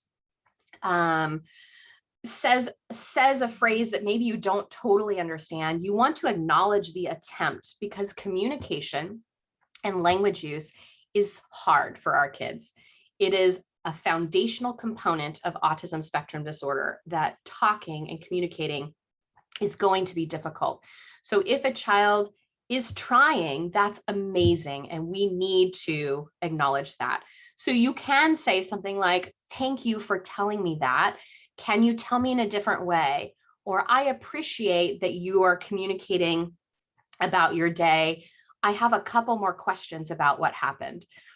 Right? So always trying to engage the child and let them know that their efforts are noticed and appreciated. Okay, so now we're at the very tippy top of our communication pyramid. We're at social pragmatic language. So now a child has pretty good social referencing and joint attention. They've got some play skills. They've got receptive language, expressive language, and now we're at the very tippy top of the triangle. So social pragmatic language is how we use language to communicate socially with other people. It's the unspoken rules of conversation and interaction. So it's all the things that nobody ever talks about, but we all kind of know.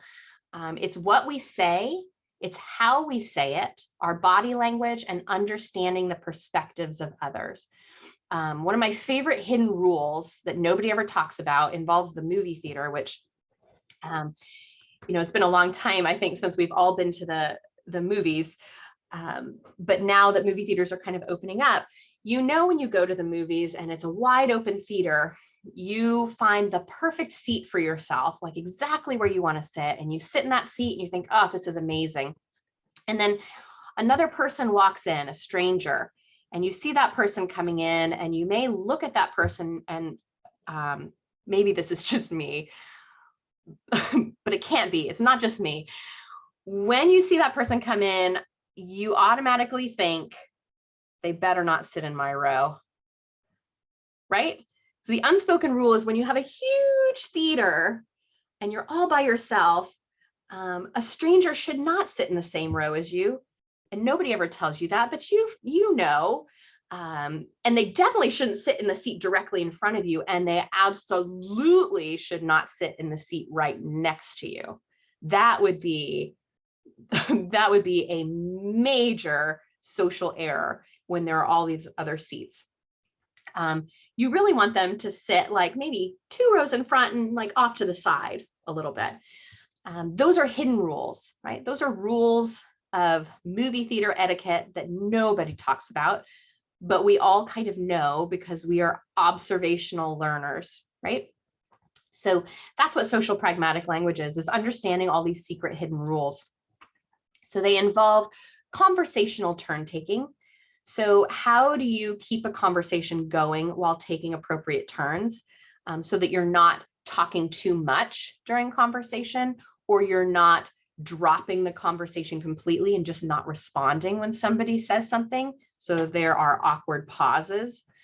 It's how to introduce a topic and stay on that topic, or how to recognize that maybe the topic you have brought up is not a topic that other people want to talk about. It involves asking questions, and not just asking questions about objects like, what is this? But asking socially directed questions about what somebody's opinion is, what their experience was like, how was your vacation? What was the best part? There's lots of different types of questions and different reasons we ask questions, and we need our kids to understand those reasons. Understanding and using body language and facial expressions and eye contact and what all of that means. If you walk up to somebody and you see they're standing with their hands and fists down by their side, can you recognize that maybe they're tense and maybe you need to give them some space? They haven't said anything, but you're noticing their nonverbal communication and you're reacting accordingly. That requires eye contact and social referencing, which remember is the foundation of language development. You have to be able to notice these things in order to have good social pragmatic language. Rephrasing when misunderstood or asking for clarification. So when you say something and somebody doesn't seem to understand, can you think of a new way to say it so that somebody does understand? Right? That goes back to being flexible in your play skills. It goes back to joint attention and social referencing, being able to recognize that somebody's confused. All of those begin very early on in language development. Understanding that other people think differently than we do. So people have different perspectives, and understanding and using humor. Those are all parts of social pragmatic language. There's lots of things we do to improve social pragmatic language, but one great way, especially for kids pretty early on, is to use social stories. And this is a visual way to kind of create a script for your child about what to do in a specific social situation. And then you can use this script to role play or provide experiential learning opportunities. So they're more likely to be successful when the real opportunity happens. So here's an example of playing. Sometimes I like to play with other kids, and you notice there's a visual component, a picture. I can ask them, do you want to play with me? There's the script, and here's the picture that goes with it. If they say yes, I can play with them and I will have fun. And there it is. If they say no, it's okay. I can ask somebody else to play or play by myself. Right? So here's a script. You can practice that with your child. And Carol Gray has written a book. This is the newest edition, I believe, called The New Social Story Book. And it has hundreds of social stories written in it. And you can also just Google social stories about almost any topic, and there will be tons of examples online of social stories that have already been written about whatever the topic is that you want your child to be practicing or understanding.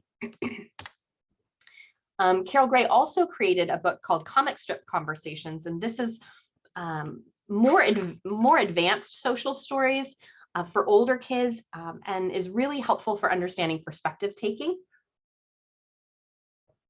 And in Comic Strip Conversations, you're basically drawing out social interactions that a child either has experienced or may experience, but this time you're including what people might say as well as what they might think.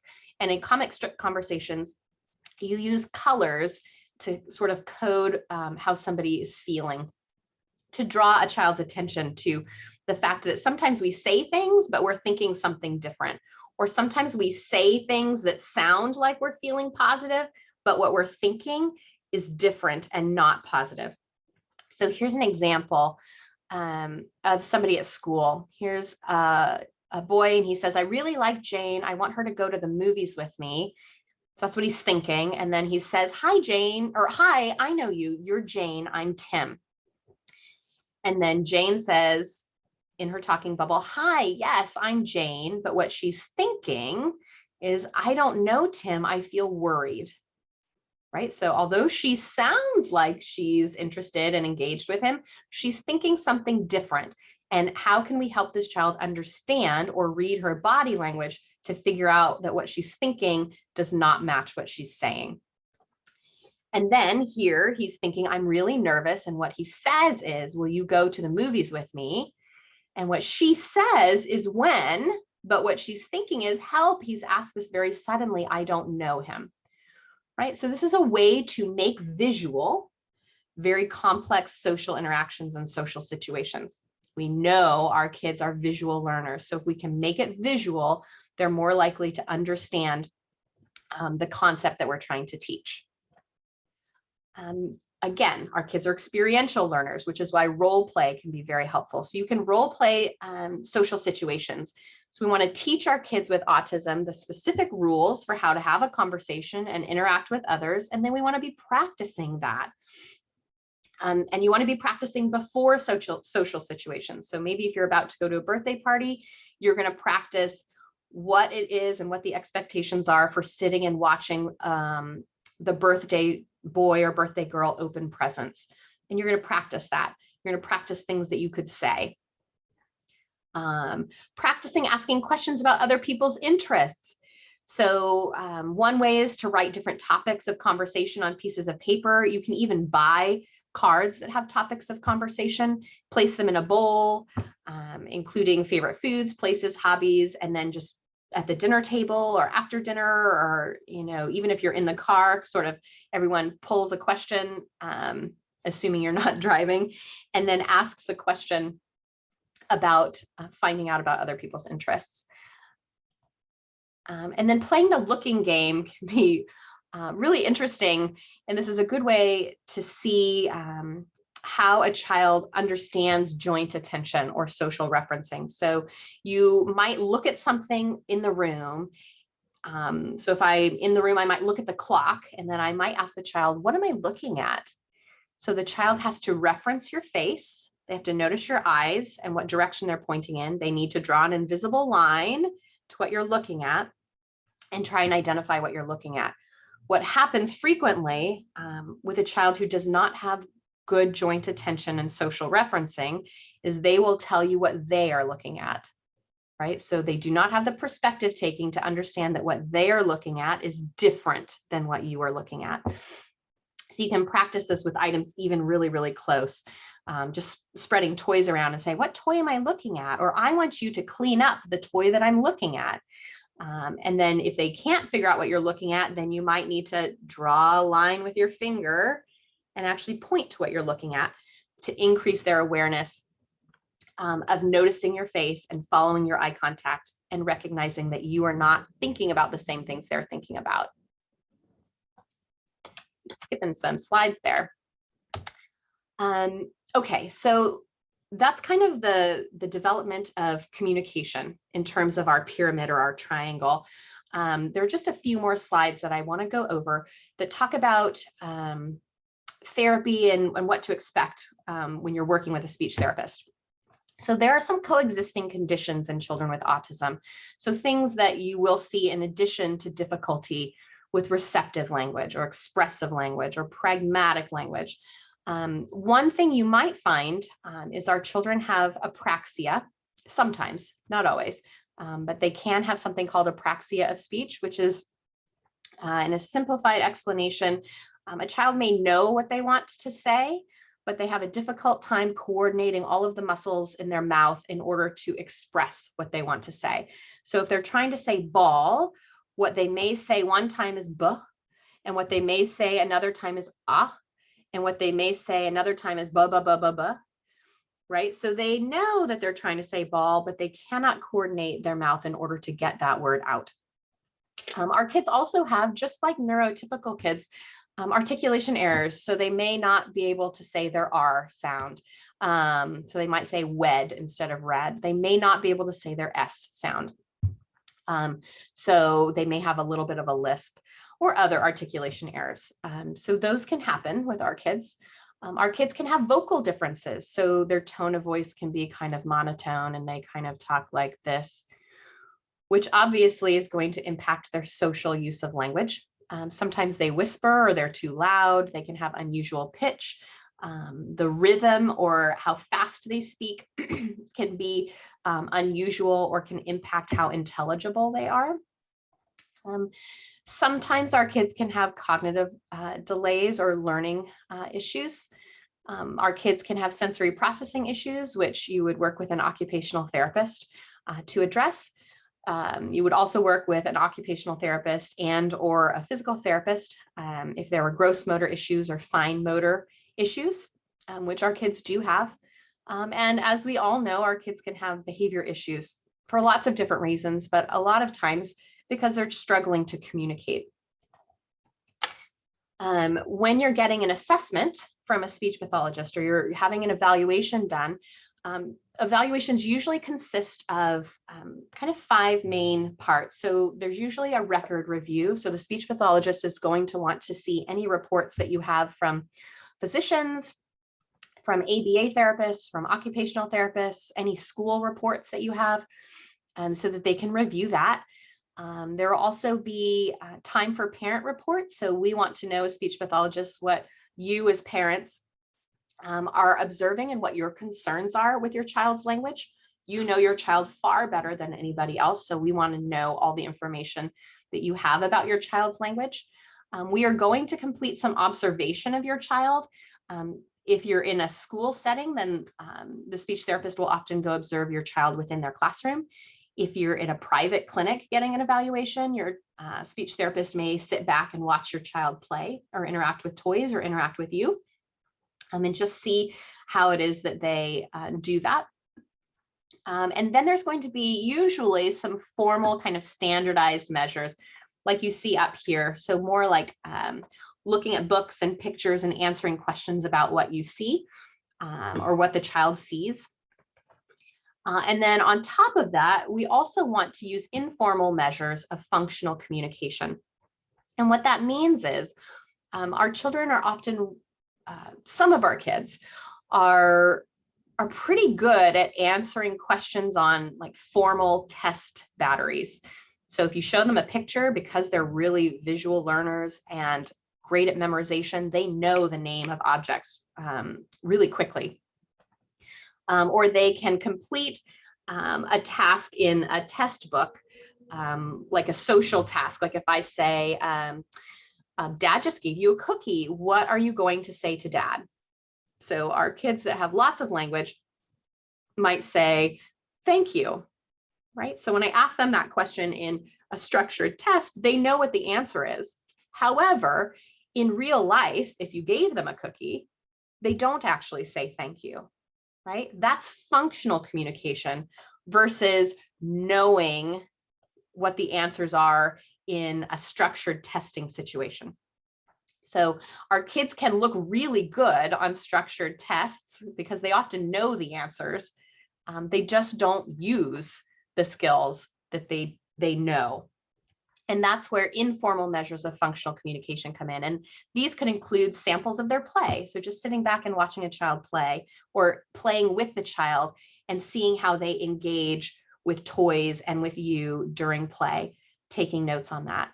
This could involve having a conversation with your child and recording the conversation. And then afterwards, typing out the conversation and going through to analyze, was your child able to ask questions during the conversation? Did they use comments like, wow, great?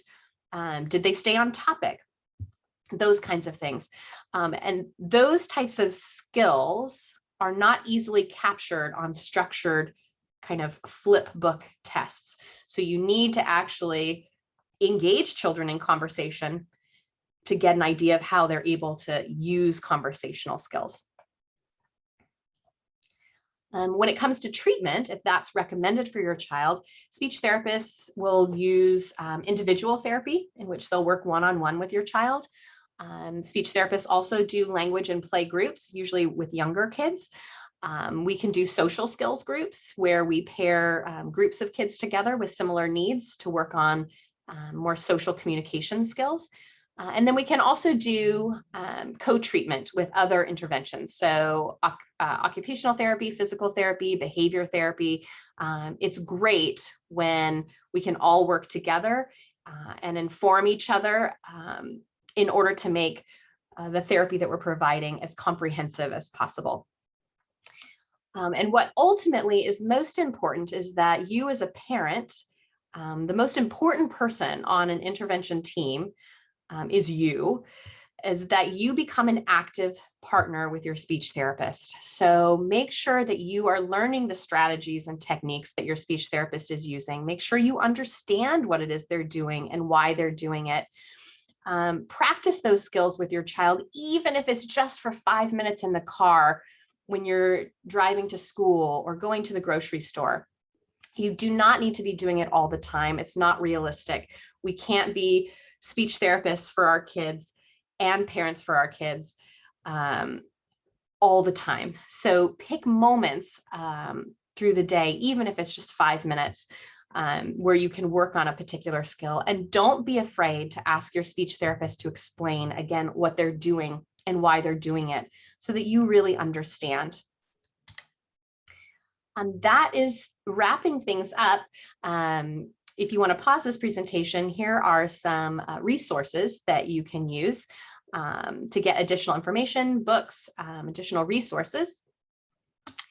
And I wanted to thank you for hanging in there on this talk. Hopefully you were able to gain some information that will be helpful for your particular child.